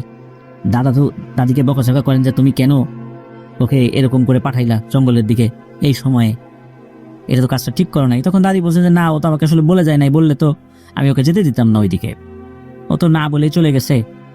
যাই হোক, দাদা তো তার রিচুয়ালের মাধ্যম দিয়ে এই বড় চাচিকে সুস্থ করার চেষ্টা করেন, কিন্তু এটা খুবই দুরূহ একটা ব্যাপার ছিল। উনি বুঝতে পেরেছিলেন যে এই কাজ যদি উনি করতে যান তাহলে ওনার নিজের জীবনের ঝুঁকি রয়েছে। তারপরেও ওনার কবিরাজি বিদ্যার সর্বোচ্চ চেষ্টা দিয়ে উনি করেছিলেন। কোন উপায়ে করেছিলেন এগুলো খুব একটা বেশি জানা যায় না, উনি কোন পদ্ধতি ব্যবহার করেছিলেন। তবে আল্লাহর অশেষ রহমতে ওনার চেষ্টায় ওনার ছেলের বউকে উনি সুস্থ করতে সক্ষম হয়েছিলেন এবং এই যে বড় চাচি উনি একটি কন্যা সন্তানের জন্ম দিয়েছিলেন। দুজনই স্বাভাবিক ছিল। আল্লাহর রহমতে এই বড় চাচি বা তার মেয়ের কোনো ধরনের কোনো সমস্যা ছিল না, কিন্তু সমস্যা শুরু হয়ে গেল দাদার সাথে।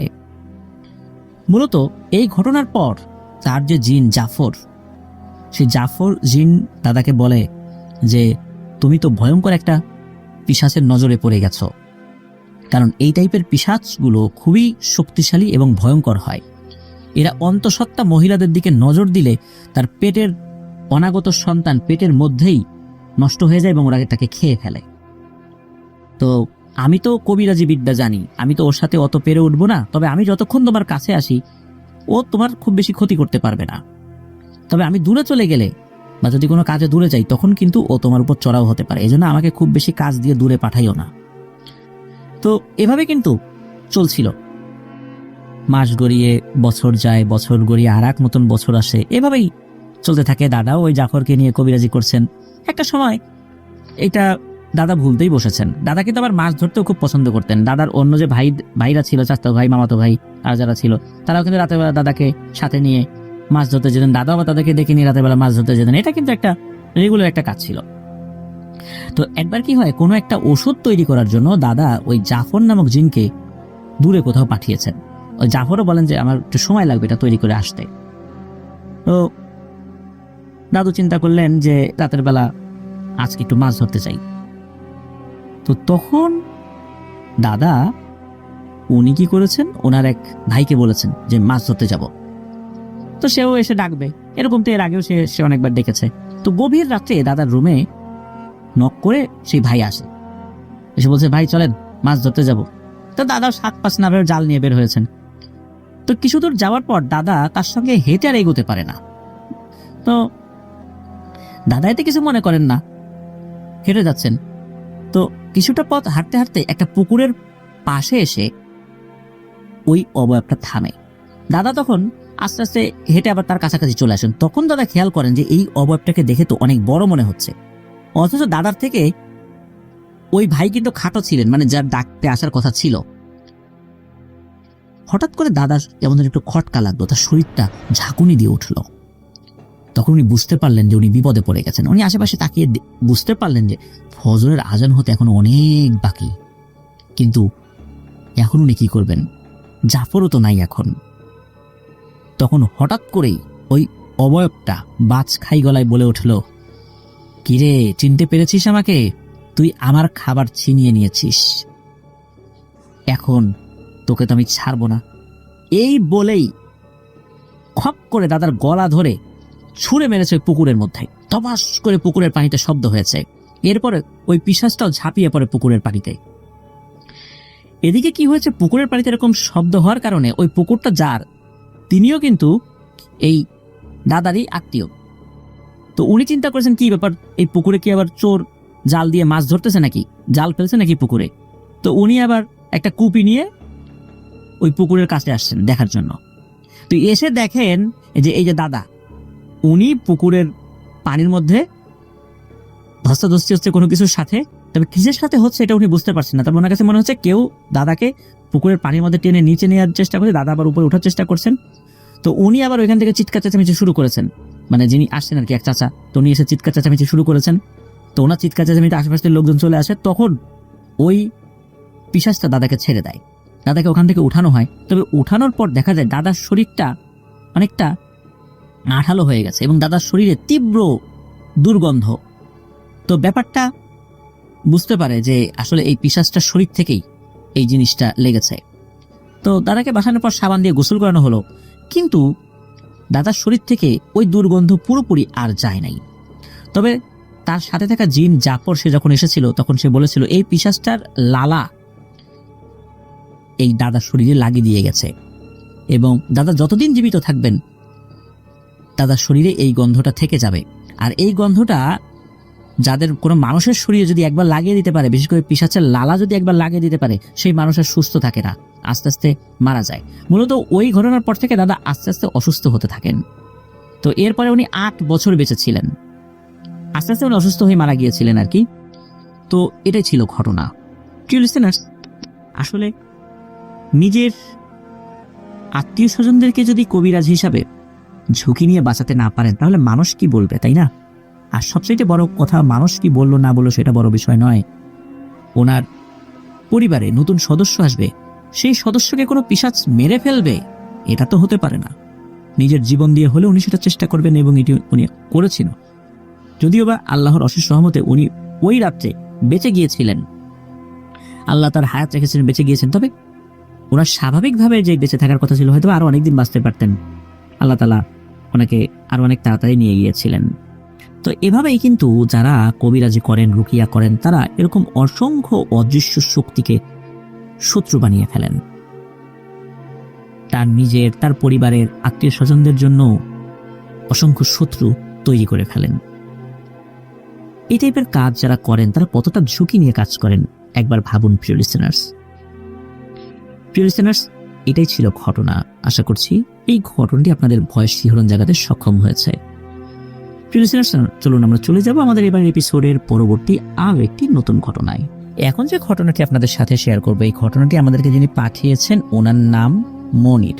উনি বর্তমানে অনার্স প্রথম বর্ষে লেখাপড়া করছেন। ওনার বাড়ি টাঙ্গাইল জেলার ঘাটাইল উপজেলার ৭ নং দিগর ইউনিয়নের ছামনা গ্রামে।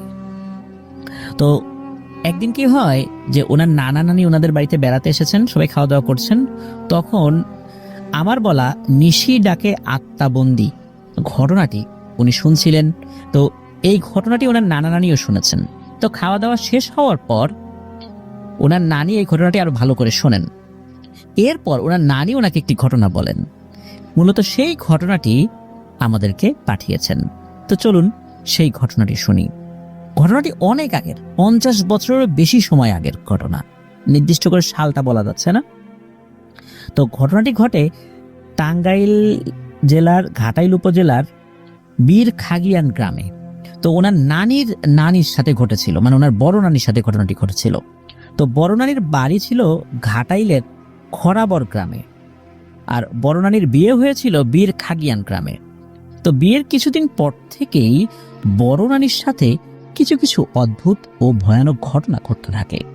ওই সময়ে বড় রানীর বাড়িতে তো বিদ্যুতের ব্যবস্থা ছিল না, কারণ ওই সময় তো এরকম ইলেকট্রিসিটির কোনো ব্যবস্থা ছিল না। তো তখন রাতে ঘর আলোকিত রাখার জন্য দোয়াত বা হারিকেনের প্রয়োজন হতো। তো একদিন বড় রানীর সন্ধ্যার পর যখন একটু একটু অন্ধকার হয়েছে, তখন ওই দোয়াত বা হারিকেনে আগুন দিতে গিয়েছেন।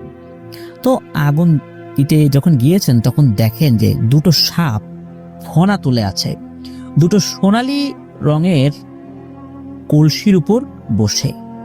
তো বড় রানী এটা যখন দেখেছেন তখন তো এক চিৎকারে অজ্ঞান হয়ে যান। তো চিৎকার শুনে বাড়িতে আর যারা ছিল তারা তো চলে এসেছেন। তো আসার পর দেখেন যে বড় রানী অজ্ঞান হয়ে আছেন। তো তার জ্ঞান ফেরানো হয়। তখন বড় রানী ঘটনাটি বলেন যে আসলে উনি কি দেখেছিলেন। তো বাড়ির সবাই বলে তুমি ভুল দেখেছো, সন্ধ্যার সময় তো এরকম ভুল মানুষ দেখেই, আলো আধারের মধ্যে কি না কি দেখেছো, মনে হয়েছে সাপ বা এই সোনালী কলস। তো এইভাবে বাড়ির সদস্যরা বড় নানীকে আর কি বুঝ দেন আর কি। তো বড় নানী চিন্তা করেন, হ্যাঁ সারাদিন কাজ করছি, হয়তো বা এই জন্য ভুল ভাল দেখছি হয়তো বা। তো আরো 3-4 দিন কোনো সমস্যা হয় না। 5ম দিন বড় রানী কুয়ায় গিয়েছিলেন পানি আনতে, বাসন মাজার জন্য পানির প্রয়োজন ছিল। আগেকার দিনে তো আসলে পানির এরকম ব্যবস্থা বা টিউবওয়েল বাড়িতে ছিল না, তখন পুকুর থেকে পানি আনতো। আর খাওয়ার পানির জন্য কুয়ার পানির উপর নির্ভর করতে হতো, কারণ অধিকাংশ বাড়িতে কিন্তু কুয়া ছিল। কুয়াতে কলস ফেলে বা বালতি ফেলে পানি উপরে তুলতে হতো। এখন তো কুয়ার ব্যবহার এরকম দেখা যায় না বললেই চলে। তো বড় রানী কুয়া থেকে পানি তোলার জন্য নিচের দিকে কলস ফেলেছেন, কলসের সাথে দড়ি বাঁধা থাকতো, তো উপর থেকে ফেলতে হতো।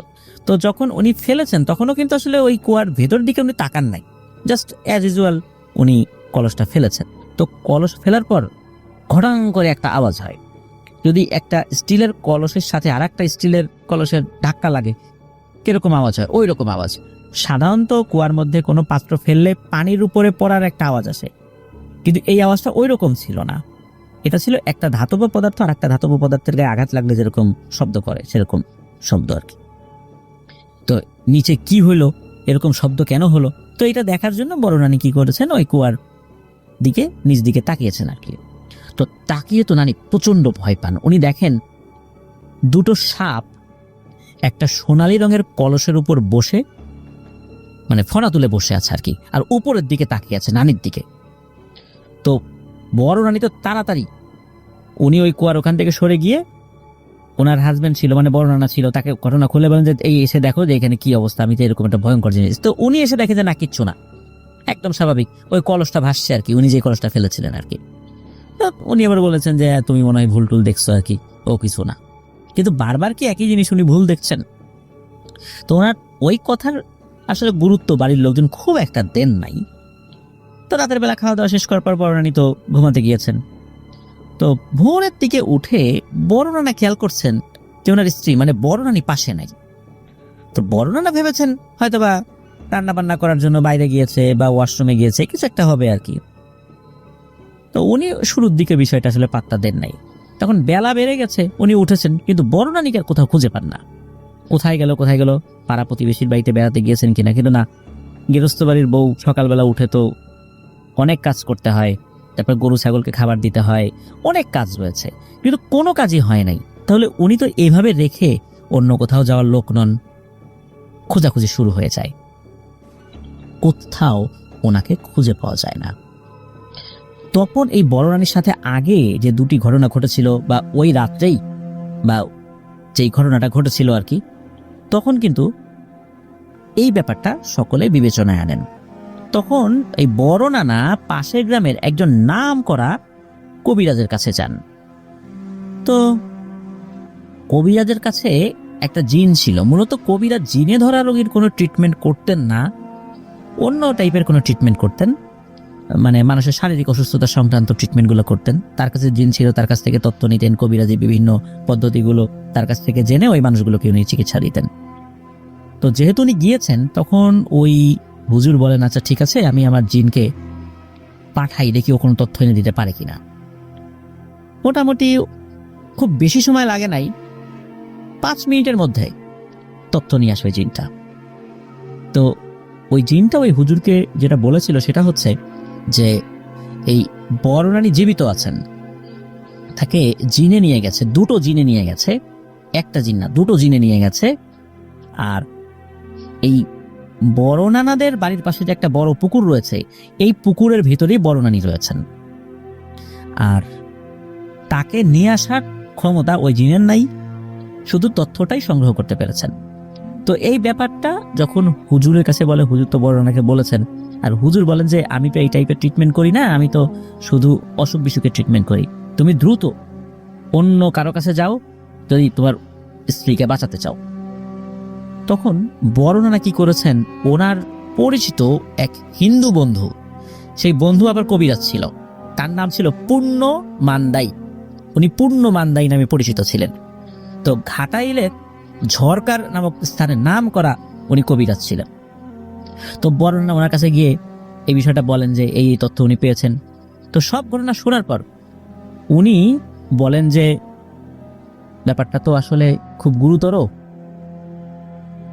এক্ষুনি ওই পুকুরের ওখানে যাব। উনি কিন্তু দিনের বেলাতেই চিকিৎসা শুরু করার সিদ্ধান্ত নেন। সাধারণত এই টাইপের চিকিৎসাগুলো রাতের বেলাতে করতে হয়, উনি এটা জানান, কিন্তু তারপরও যেহেতু পানির নিচে রয়েছেন, এই কারণে তাকে দ্রুত সেখান থেকে উদ্ধার করতে হবে। সাধারণত পানির নিচে একবার নিয়ে গেলে তাকে জীবিত উদ্ধার করাটা খুবই দুরূহ ব্যাপার। উনি তো দ্রুত ওনার যা যা প্রয়োজন সেগুলো নিয়ে ওই পুকুর পাড়ে চলে এসেছেন। পুকুরের চতুর্দিকে উনি খুব ভালোভাবে কয়েকবার চক্কর দেন। এরপরে পুকুরের যে পাড় রয়েছে, চারদিকের যে পাড়, ওই পাড়েরও কিন্তু একটা মিডিল জায়গা রয়েছে, উনি ওইরকম একটা মিডিলে মানে মধ্যবর্তী একটা জায়গায় দাঁড়ান। এরপর উনি কি করেছেন, ওনার একটা তসবি জাতীয় জিনিস রয়েছে, ওইটা পড়া শুরু করেছেন। তো উনি যে কি পড়ছেন বিড়বিড় করে, এটা কেউ বুঝতে পারছে না, কিন্তু উনি পড়েই যাচ্ছেন। 40 মিনিট পার হয়ে গিয়েছে, প্রায় মানে 1 ঘন্টার কাছাকাছি হয়ে যাবে এমন একটা অবস্থা। হঠাৎ করে পুকুরের ঠিক মাঝখানে বড় রানী ভেসে উঠেছে। বড় রানী ভেসে উঠেছে পুকুরের মাঝখান থেকে, বলছে ওরে তান্ত্রিক, কিরে এই সমস্ত তসবি পড়ে কি আমাকে তুই বাঁচাতে পারবি? পারবি না, তুই আমার কিছুই করতে পারবি না, আর এই মেয়েকেও আমাদের হাত থেকে নিতে পারবি না। ওই মেয়েকে আমরা নিয়ে যাবই। এই বলে এই বড় নানী কি করেছেন, উনি হাঁটা শুরু করেছেন। উনি মনে হচ্ছে উনি পুকুরের উপর দিয়ে হেঁটে আসছেন, এরকম একটা অবস্থা। মানে পুকুরের উপর দিয়ে মানে পানির উপর দিয়ে হেঁটে আসছেন, এরকম একটা অবস্থা আর কি। তো যাই হোক, যেটা হয় সেটা হলো যে আস্তে আস্তে উনি পাড়ে উঠে যান। পাড়ে উঠে ওখানে একটা কদম গাছ ছিল, উনি ওই কদম গাছ বেয়ে উপরে একটা ডালে উঠে গেছেন। আর ওই কবিরাজ তার পিছু পিছু গিয়ে কদম গাছের সামনে দাঁড়িয়ে উনি তো ওনার মতো করে তসবি পড়ে, উনি কোনো উত্তর দিচ্ছেন না। ওই যে পুকুরের ভিতর থেকে বলছিল তুই আমাকে বাঁচাতে পারবি, আমাকে বাঁচাতে পারবি বলতে আসলে ওই ভেতরে থাকা ওই জিনটা বলেছিল মানে এই মেয়েকে বাঁচাতে পারবি কিনা। তো উপর থেকেও বলছে যে ওরে তান্ত্রিক, ওরে কবিরাজ, এই সমস্ত তসবি পড়ে কোনো লাভ হবে না, এর থেকেও আরো বড় বড় তসবি আমাদের কাছে আছে, এসব বন্ধ কর। তো এগুলো কিন্তু বলছে ওই বড় নানির ভেতর থেকে ওই জিনিস। আর আরেকটা ব্যাপার হলো, এই যে কথা বলছে একটা আওয়াজ না, মনে হচ্ছে দুজন মানুষ যদি কথা বলে কেমন আওয়াজ হয় ওই রকম আওয়াজ হচ্ছে। তো ওই কবিরাজ যখন মানে ওই যে পূর্ণ মান্দাই কবিরাজ যিনি, উনি যখন দেখছিলেন যে কাজ হচ্ছে না, তখন উনি কি করলেন, ওনার পুটলি থেকে একটা লাল রঙের সুতা বের করেছেন। সুতা বের করার পর ওই কদম গাছের নিচে উনি ওই সুতাটা গিট দিয়ে আটকে দিয়েছেন, মানে চারদিকে জড়িয়ে আটকে দিয়েছেন। যেই না উনি আটকে দিয়েছেন, আর তখনই উপর থেকে ওই যে দ্বৈত কণ্ঠে বড় রানীর ভেতর থেকে চিৎকার চেঁচামেচি শুরু হয়ে গেছে, যে রে তান্ত্রিক, ছাড় ছাড় ছাড়, আমাদেরকে ছেড়ে দে, কথা দিচ্ছি এই মেয়েকে ছেড়ে চলে যাব, এমনকি এই পুকুরেই আর থাকবো না, আমরা পালাই চলে যাব, আর কখনো এলাকায় আসবো না, ছাড়, আমাদেরকে ছেড়ে দে। কিন্তু তান্ত্রিক তখন আর ছাড়ে না। ওই সময় বড় নানী ওই কদম গাছ থেকে নিচে নামার চেষ্টা করছেন, এক পা নামেন তো আবার লাফ দিয়ে আরো উপর দিকে উঠে যান, মানে কোনোভাবেই আর নিচে নামতে পারছিলেন না। তো এইভাবে অনেকক্ষণ ওই তান্ত্রিক বা কবিরাজ পূর্ণমান্দাই যিনি, তো উনি তসবি পড়ছিলেন। তা একটা পর্যায়ে ওনার তসবি পড়া উনি থামানোর পরে বলেন যে ঠিক তো, চলে যাবি তো এই এলাকা ছেড়ে, আর এই মেয়ের দিকে আর নজর দিবি না তো, এখন বল এই মেয়ের দিকে কেন নজর দিয়েছিলি? তখন বলে মানে ওরা বলে যে এই মেয়েটা তো আসলে পুকুর পাড়ে আসতো, তখন আমরা দুজন দেখতাম, তো আমাদের দুজনেরই ভালো লাগে, চিন্তা করেছিলাম ওকে নিয়ে যাব আমরা, এই জন্যই 2 বার ওকে নিয়ে যাওয়ার চেষ্টা করেছিলাম, কিন্তু নিতে পারিনি। 2 বার ভয় দেখিয়ে অজ্ঞান করে নিয়ে যাওয়ার চেষ্টা করেছিলাম, পারি নাই। কিন্তু রাতের বেলা সে ওয়াশরুমে যাওয়ার জন্য বের হয়েছে, তখনই মূলত ওকে নিয়ে চলে যাই, আর ওয়াদা করছি আমরা আসবো না। তখন ওই পূর্ণমান্দাই কবিরাজ উনি ওই কদম গাছ থেকে ওই লাল সুতাটা খুলে ফেলেন। এরপর বড় রানী গাছ থেকে নেমে আসেন, নেমে আসার পর উনি অজ্ঞান হয়ে যান। এরপর ওনাকে ধরাধরি করে ঘরে নিয়ে যাওয়া হয়। এরপর উনি পরিপূর্ণভাবে সুস্থ। বড় রানীর মৃত্যুর সময় ওনার বয়স 90-এর মতো হয়েছিল, উনি একদম স্বাভাবিকভাবেই জীবিত ছিলেন, স্বাভাবিকভাবেই উনি মৃত্যুবরণ করেছেন। আর ওই টাইপের সমস্যা আর কখনোই হয় নাই। মূলত ওই তান্ত্রিক উনি ওনার তসবি পড়া থামেন নাই, কারণ হচ্ছে ওনার নির্দিষ্ট যে রিচুয়াল এটা শেষ করতে হবে। শেষ না করার আগ পর্যন্ত যদি থামিয়ে দিতেন তাহলে আরো সমস্যা হতে পারতো, যার কারণে উনি না থামিয়ে উনি পড়েই যাচ্ছিলেন। একটা পর্যায়ে এসে উনি কথা বলা শুরু করেন আর কি। তো যাই হোক প্রিয় লিসেনার্স, পানির নিচে নিয়ে যাওয়া, পানির থেকে আবার ভেসে ওঠা, এটা আসলে খুবই রহস্যময় একটি ব্যাপার। আমরা ইতোপূর্বে যত ঘটনা বলেছি খেয়াল করবেন অধিকাংশ ঘটনাতেই পানির নিচে জিনেরা যদি একবার নিয়ে যায়, জীবিত ফেরত আসলে খুব একটা দেয় না, দিয়েছে কম। তো সেই কম ঘটনা আমরা বলেছি, তবে সিংহভাগ ঘটনাতে আমরা দেখেছি মারা গিয়েছেন। তবে এখানে নানি একদম সুস্থ শরীরে পানির নিচ থেকে উঠে এসেছিলেন আল্লাহর অশেষ রহমতে। তো আগেকার আসলে যেই কবিরাজরা ছিলেন, যে হুজুররা ছিলেন, ওনারা অনেক বড় সাধক ছিলেন। এই কারণে সাধক ছিলেন যে ওনারা টাকা পয়সার দিকে লক্ষ্য করতেন না, ওনারা নিজেদের আত্মশুদ্ধিটা করতেন, যার ফলশ্রুতিতে আল্লাহ তাআলা তাদেরকে কিছু কিছু আধ্যাত্মিক ক্ষমতা দান করতেন, সে যেই ধর্মেরই হোক না কেন। যদি কারোর মধ্যে লোভ, হিংসা, অহংকার, এই জিনিসগুলো আত্মশুদ্ধির মাধ্যমে এই জিনিসগুলা কোনো মানুষ সাধনা করে কমাতে থাকে, তখন আল্লাহ তাআলা তাদেরকে কিছু কিছু গুণাবলী দান করেন। তো এইভাবে কিন্তু আগেকার দিনে অনেক মানুষ পাওয়া যেত যারা এই ধরনের আধ্যাত্মিক শক্তির অধিকারী হতেন, আল্লাহ তাদেরকে দিয়েছিলেন, যার ফলশ্রুতিতে তারা বিভিন্নভাবে কাজ করতেন। শক্তিশালী জিনেরাও তাদেরকে দেখে ভয় পেত। কিন্তু আস্তে আস্তে যারা এই টাইপের কবিরাজি করেন বা রুকিয়া করেন, লোভী হয়ে যাওয়ার কারণে তাদের দ্বারা আসলে ওভাবে এখন আর কাজ হয় না। এই জন্য অনেকে বলেন যে অনেকের কাছে গিয়েছি কাজ হয় না, মূলত মানুষের মধ্যে এই আধ্যাত্মিক শক্তিগুলো কমে গিয়েছে। লোভ, হিংসা, অহংকার, কামনা, বাসনার এই ফাঁদে নিজেদেরকে আত্মশুদ্ধির পথগুলো আমরা আসলে রুদ্ধ করে দিয়েছি, যার ফলশ্রুতিতে এখন মানুষকে ওই টাইপের জিনেরা ভয় পায় না। আগে এমন একটা অবস্থা হতো, কেউ যদি রুকিয়া সংক্রান্ত আমল নাও জানতেন, জিনে ধরার চিকিৎসা নাও জানতেন, শুধু তাদের আমলিয়াতের কারণে বা এই ধরনের আত্মশুদ্ধির কারণে জিনেরা তাদেরকে দেখে ভয় পেত। কিন্তু এখন এরকমটা খুব কম দেখা যায়। আছে, এখন এরকম মানুষ আছে, কিন্তু তারা আসলে লোকচক্ষুর অন্তরালে থাকতেই পছন্দ করেন। প্রিয় লিসেনার্স, আশা করছি ঘটনাটি আপনাদের ভালো লেগেছে। চলুন আমরা চলে যাব আমাদের এবারের এপিসোডের পরবর্তী আরো একটি নতুন ঘটনায়। এখন যে ঘটনাটি আপনাদের সাথে শেয়ার করব, এই ঘটনাটি আমাদেরকে পাঠিয়েছেন উনি একজন রেমিটেন্স যোদ্ধা ভাই, রয়েছেন সৌদি আরবে। ওনার নাম শাহরিয়ার শাকিল। ওনার বাড়ি সিলেট জেলার শাহপরান এলাকায়। শাহপরান রহমতুল্লাহর মাজারের খুবই কাছাকাছি ওনার বাড়ি। তো ঘটনাটি যখন ঘটে তখন সময় 2009 কি 10 সাল, ওনার বয়স তখন 8 কি 9 বছর, এরকম একটা সময়। তো ওনাদের বাড়ির সামনে একটি খাল রয়েছে, ময়লা আবর্জনা সেখানে ফেলা হয় আর কি। আশেপাশের লোকজন সেখানে যত ময়লা আবর্জনা আছে সবই খালে ফেলেন। এই খালের পানি বেশিরভাগ সময় খুবই কালো থাকে, মানে ময়লা হয়ে পচে একদম কালো। ওখানে কোনো মাছ বা কোনো প্রাণী বেঁচে থাকার কোনো কথাই না, কিন্তু মানে এত দূষিত পানি সেটা। আর ওখানে পানি যে বেশি আছে তা না, সবচাইতে বেশি পানি ওই খালের যে জায়গাতে রয়েছে তাও সেখানে হাঁটু পানি হবে সর্বোচ্চ। এই তাছাড়া অন্য জায়গায় গোড়ালি পানি বা কোথাও পানি নাই, এরকম একটা অবস্থা আর কি। তো ওই খালের পাশেই রয়েছে একটি বড় বাঁশঝাড়। ওই খাল এবং বাঁশঝাড় একদম লাগোয়া আর কি। তো একদিন সকালবেলা এই যে শাকিল ভাই দেখেন যে ওনার এক বড় ভাই ওই খালের দিকে তাকিয়ে আছে। তার বড় ভাই বয়সে তার থেকে 5 থেকে 6 বছরের বড় হবে। তো সে বলছে যে শাকিল দেখ, এই খালের পানিতে মাছ নড়াচড়া করছে, নিশ্চয় এখানে মাছ আছে। তো শাকিল ভাই, উনি তো ছোট মানুষ, উনি বলছেন যে আরে এখানে মাছ টাছ নাই, এর পচা পানি, এর ভিতরে মাছ আসবে কোত্থেকে, তুই ভুল দেখছিস। বলে না না, আমি ঠিক দেখছি, মাছ আছে এখানে, তাড়াতাড়ি চল বাড়ি থেকে বড়শি নিয়ে আসি। তো দুইজনই এক দৌড় দিয়ে বাড়ি থেকে বড়শি নিয়ে আসে। বড়শি নিয়ে বড়শি ফেলে। এই যে শাকিল ভাই, উনিও কিন্তু বড়শি ফেলেছেন, উনিও মাছ ধরতে খুবই ওস্তাদ ছিলেন, বিশেষ করে বড়শি দিয়ে। বয়স ওনার কম হলেও এই বিষয়ে উনি এক্সপার্ট ছিলেন। অদ্ভুত ব্যাপার হলো, ওনার যে বড় ভাই, সে যে আর একটা বড়শি দিয়ে মাছ ধরছে, তার বড়শিতে মাছ উঠছে। প্রথমে যে মাছটি উঠলো সেটি ছিল একটি কই মাছ। কই মাছটি বেশ বড় ছিল, খুব চকচকে এবং সুন্দর ছিল। সুন্দর বলতে এই ধরনের কই মাছ দেখা যায় না তা বলা যাবে না, কম দেখা যায় আর কি।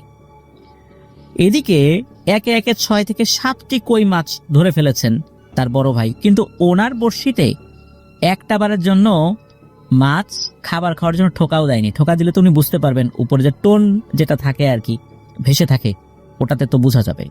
কিন্তু ওনারটাই কিন্তু এরকম একবারের জন্য হয় নাই, কিন্তু ওনার বড় ভাইয়ের বড়শিতে বারবার হচ্ছে। এভাবে 6 থেকে 7টা কই মাছ ধরেছিলেন। এদিকে দুপুর হয়ে আসছে, ওনারা কি করেছেন, ওই 6 থেকে 7টা কই মাছ নিয়ে বাড়িতে চলে আসছেন। তো ওই দুপুরে ওই কই মাছগুলো রান্না করাও হয়েছে, বাড়ির সদস্যরা এই কই মাছ খেয়েছেন। এরপর আসি বিকালের দিকে, ওই দিনই বিকালবেলা। তো বিকেলবেলা ওনারা খেলাধুলা বাদ দিয়ে ওখানে কই মাছ ধরার জন্য বড়শি ফেলেছেন। এবারেও কিন্তু তার বড় ভাই 2টো কই মাছ ধরেছেন, কিন্তু এই শাকিল ভাই একটাও ধরতে পারেন নাই। ওনার বড়শিতে মাছ ঠোকরই দেয়নি। এটা খুবই অদ্ভুত ব্যাপার যে তার পাশে থেকে এসে মাছ ধরতে পারলো, তার বড়শিতে একটা ঠোকরও দিল না। এদিকে কি হয়েছে, এই যে শাকিল ভাইদের আর একজন বোন, উনি ওই বাসার পাশে একটা কলোনি ছিল, ওই কলোনিতে একজন ভদ্র মহিলা থাকতেন, উনি আরবি পড়াতেন। তো তার কাছে ওনার বোন আরবি পড়তে যেতেন। শুধু ওনার বোন যেতেন তা না, আরও কয়েকটা মেয়েও সেখানে পড়তে যেতেন আর কি, ওনার কাছে আরবি পড়তে। তো ওই দিন আরবি পড়তে গিয়েছেন ওই মেয়েরা, কিন্তু কোনো কারণে ওই ভদ্রমহিলা বাড়িতে ছিলেন না। ওনার কাছে মোবাইল ফোনও ছিল না, ওই সময় মোবাইল ফোন অতটা আসলে ব্যবহারটা শুরু হয় নাই। 8-9 সাল একদম মানুষের হাতে হাতে পৌঁছায় নাই আর কি। 8-9 সালে আমরা অনেকেই ব্যবহার করেছি, কিন্তু সবার হাতে তো ওই সময় পৌঁছায় নাই, এখন যেরকম সবার কাছেই আছে আর কি। তো উনি তো জানাই যেতে পারেন নাই কোথাও যে আমি থাকছি না। তো ওরা আসছেন, আসার পরে দেখেন যে উনি নাই। তখন ওই মেয়েরা চিন্তা করছে আমরা একটু লুকোচুরি খেলি, যেহেতু আসছি সন্ধ্যার আগে আবার বাসায় চলে যাব। তো ওই বাসার কাছেই তো ওই ভদ্রমহিলার বাড়ি ছিল, তো ওই বাসার আশেপাশে ওই লুকোচুরি খেলছিলেন। তো লুকোচুরি যখন খেলছিলেন তখন কিন্তু ওই যে মাছ ধরছিলেন শাকিল ভাই, তার বড় ভাই, তো ওনারা কিন্তু দেখছিলেন যে তার বোন অন্য মেয়েদের সাথে লুকোচুরি খেলছে। তো মাগরিবের আজান যখন দিবে দিবে ভাব, তখন মেয়েরা যার যার বাড়িতে চলে যায়। শাকিল ভাইয়ের বোনও তার বাড়িতে চলে আসেন। ওনারাও মাছ ধরা তখন বন্ধ করে বাড়িতে চলে আসেন।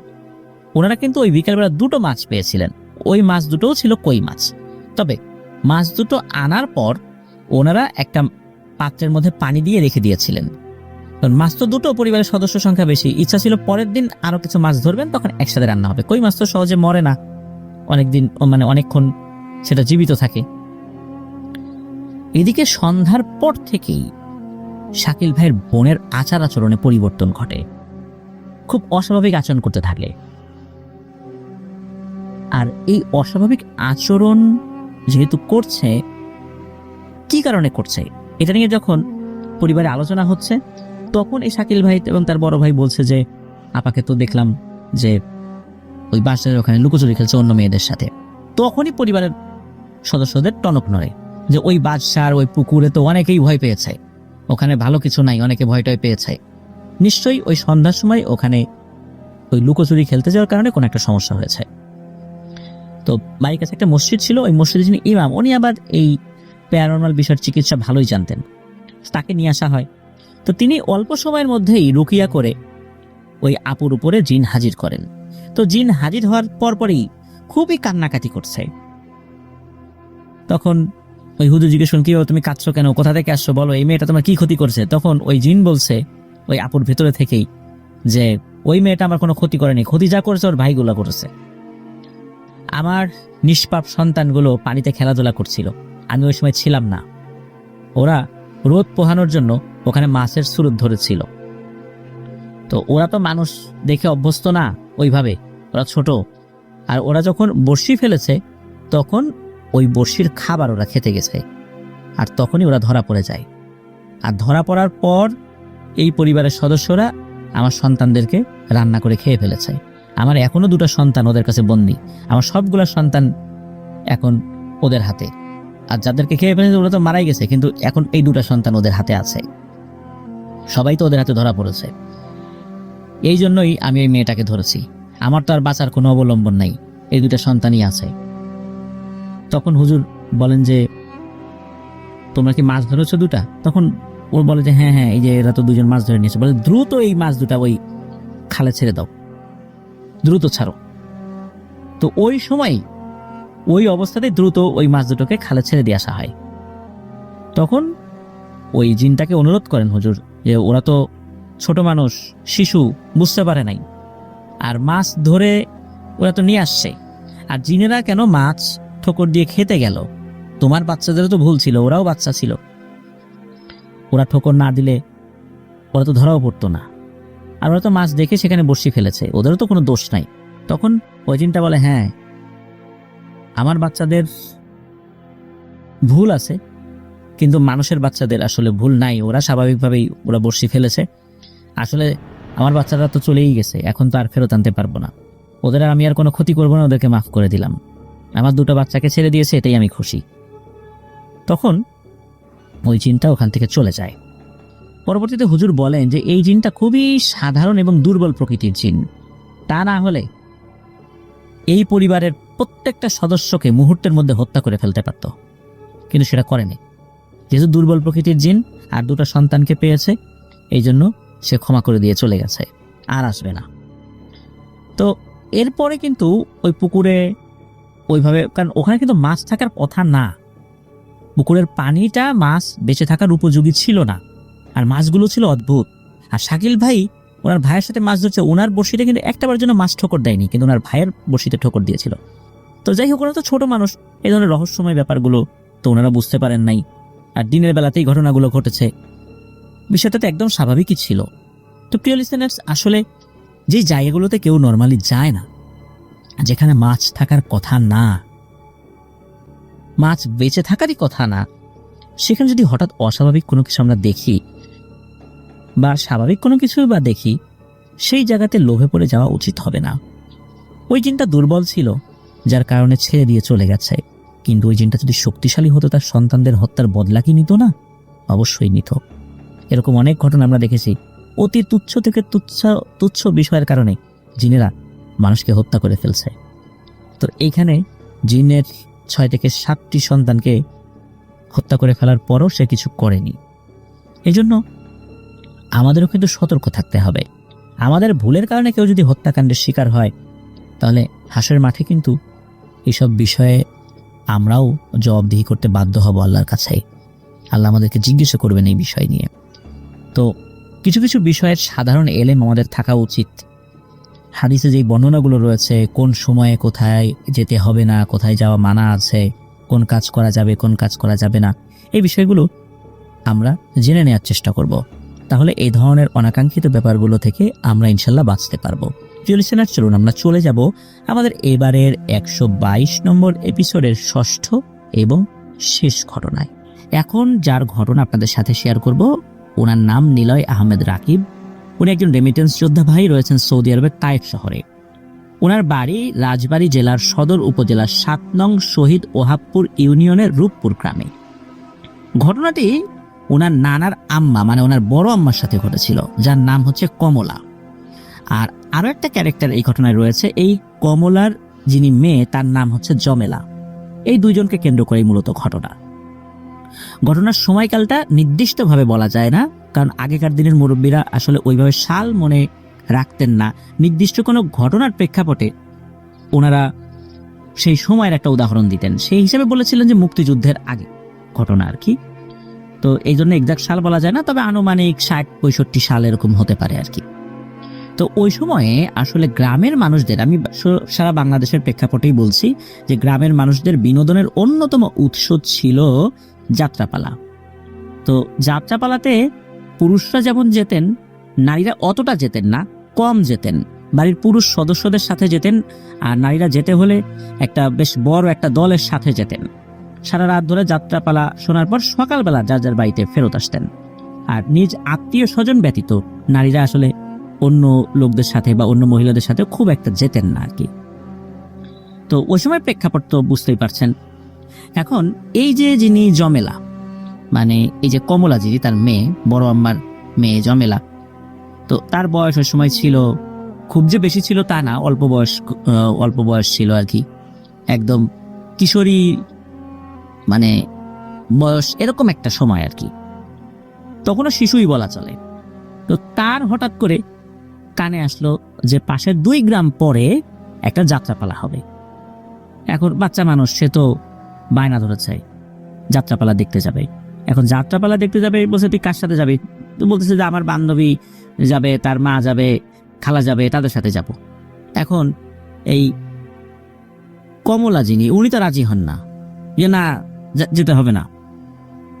আর এই যে কমলা যিনি, ওনার হাজব্যান্ড, তো উনি আবার কি করতেন, মহিষের গাড়ি ওই সময় চালাতেন আর কি। উনি ওই প্রফেশনটাতে ছিলেন। এদিকে উনিও বাড়িতে নাই, মেয়েকে এইভাবে অন্য আর একটা পরিবারের সাথে দিয়ে দেবেন, উনি রাজি হন না। তো মেয়ে তো অনেক কান্নাকাটি, অনেক হই হট্টগোল বাসা শুরু করেছে, অগত্যা উনি রাজি হয়েছেন। তো গিয়েছেন, ওই যে যিনি জমেলা, উনি গিয়েছেন। তো যাওয়ার পর কথা ছিল তো সকালবেলা আসবেন, রাত অনেক গভীর। হঠাৎ করে এই যে যিনি জমেলা, উনি ফেরত এসেছেন।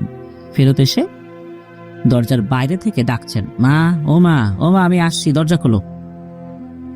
তো এই জমেলার যিনি মা, তো উনি চিন্তা করছেন কি ব্যাপার, এত গভীর রাত্রেও ফেরত আসলো। এই সময় তো কেউ আসে না, ওর তো সকালে আসার কথা।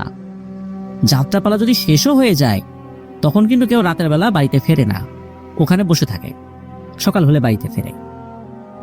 তো এই এত রাত্রে ফেরত আসলো, চিন্তা করছেন হয়তো বা কোনো কারণে যাত্রাপালা আগে আগে শেষ হয়ে গেছে, ওরা সবাই চলে আসছে, ওকেও আগায় দিয়ে গেছে। তো উনি দরজা খুলেছেন, দরজা খুলে দেখেন হ্যাঁ, তার মেয়ে বাইরে দাঁড়ানো। তখন এই যে যিনি জমেলা, উনি বলছেন যে মা, আমার সাথে একটু আসো। তো তার মা বলছে, কোথায় যাব? বলে আসো না, আমার সাথে আসো। তো উনি সরল বিশ্বাসে বাইরে বের হয়েছেন, কারণ তার মেয়েই তো বাইরে দাঁড়ানো। যখন তার কাছাকাছি এসেছেন, মানে মা যখন মেয়ের কাছাকাছি এসেছে, মেয়ে তখন খপ করে মায়ের হাত চেপে ধরেছে, এত জোরে চেপে ধরেছে। তখন এই যে কমলা যিনি, উনি বলছেন, কিরে মা এত জোরে হাত চেপে ধরলি কেন? বলে চলো কথা আছে, বিলের দিকে চলো। বলে বিলের দিকে কি? বলে যে কাজ আছে, গেলে বুঝবা। তো হাত ধরে টানতে টানতে বিলের দিকে নিয়ে যাচ্ছে। ওখানে দুটো বিল আছে, একটা বড় বিল আর একটা কানা বিল। তো ওখানে ওই কানা বিলের দিকে নিয়ে যাচ্ছে। যখন নিয়ে যাওয়া শুরু করেছে, উনি আর আসলে ওরকম কিছু বলতে পারেন না, খালি এতটুকু মনে হচ্ছে উনি খালি যাচ্ছেন যাচ্ছেন। হঠাৎ করে ওনার সেন্স ফেরত আসে। তখন উনি দেখেন উনি বিলের মধ্যে কোমর পানিতে নেমে গেছেন, আর তার মেয়েটা তার সামনে হাত চেপে ধরে রেখেছে। তখন ওনার সেন্স ফেরত আসে যে আচ্ছা, আমি এত রাত্রে এখানে কি করি, আমি কোমর পানিতে নামলাম কিভাবে? তখন ওনার সেন্স ফেরত আসে যে উনি আসলে স্বাভাবিক কোনো জিনিসের খপ্পরে পড়েন নাই, এটা তার মেয়ে না। উনি হাতটা ছাড়ানোর চেষ্টা করেন, কিন্তু না, কোনোভাবেই উনি ছাড়াতে পারছেন না। তখন উনি দেখেন তার মেয়ের রূপ ধরে যেটা এসেছে, ভয়ঙ্করভাবে তার দিকে তাকিয়ে হাসছে। তবে চেহারাটা যে খুব বিভৎস হয়ে গেছে বিষয়টা এরকম না। তখন উনি অনেক চেষ্টা করছেন সেখান থেকে ছাড়িয়ে নেওয়ার জন্য, মানে ওটার থেকে হাত ছাড়ানোর জন্য, কিন্তু পারছেন না। রাত যে কটা বাজে এটা উনি জানেন না। তো উনি বারবার চেষ্টা করছেন, পারছেন না। এরপরে আল্লাহু আকবার বলে প্রচন্ড জোরে একটা চিৎকার দিয়ে হাতটা যখন ঝাঁকি দিয়েছেন, তখন ওই অবয়বটা থেকে তার হাতটা ছুটে যায়। এরপর উনি দৌড়াতে থাকেন। তো উনি তো আসলে কানাবিল চিনতেন বা বড় বিল, সবগুলাই তো ওনার চেনা। তো উনি যখন পেছন দিকে ঘুরে দৌড়ানো শুরু করেছে পানির মধ্যে কিন্তু কোমর পানিতে এইভাবে দৌড়ানো যায় না। দৌড়ানো কিন্তু খুব কষ্টকর ব্যাপার। পানির মধ্যে হাঁটা, দৌড়ানো, এটা কিন্তু চাইলেই যে খুব দ্রুত কেউ চলে আসবে বিষয়টা এরকম না। তো ওনার কাছে মনে হচ্ছিল এই বুঝি খপ করে তার পা কেউ চেপে ধরে এবং হ্যাচকা টানে পানির মধ্যে নিয়ে যায়। কিন্তু না, পেছন থেকে অন্য কোনো ধরনের আওয়াজ বা ওই ধরনের পানির মধ্যে থেকে কেউ যে তার হাত পা চেপে ধরবে এরকমটা হয়নি। উনি অল্প সময়ের মধ্যেই ডাঙাতে উঠে পড়েন। উঠার পর বাড়ির দিকে দৌড়াতে থাকেন।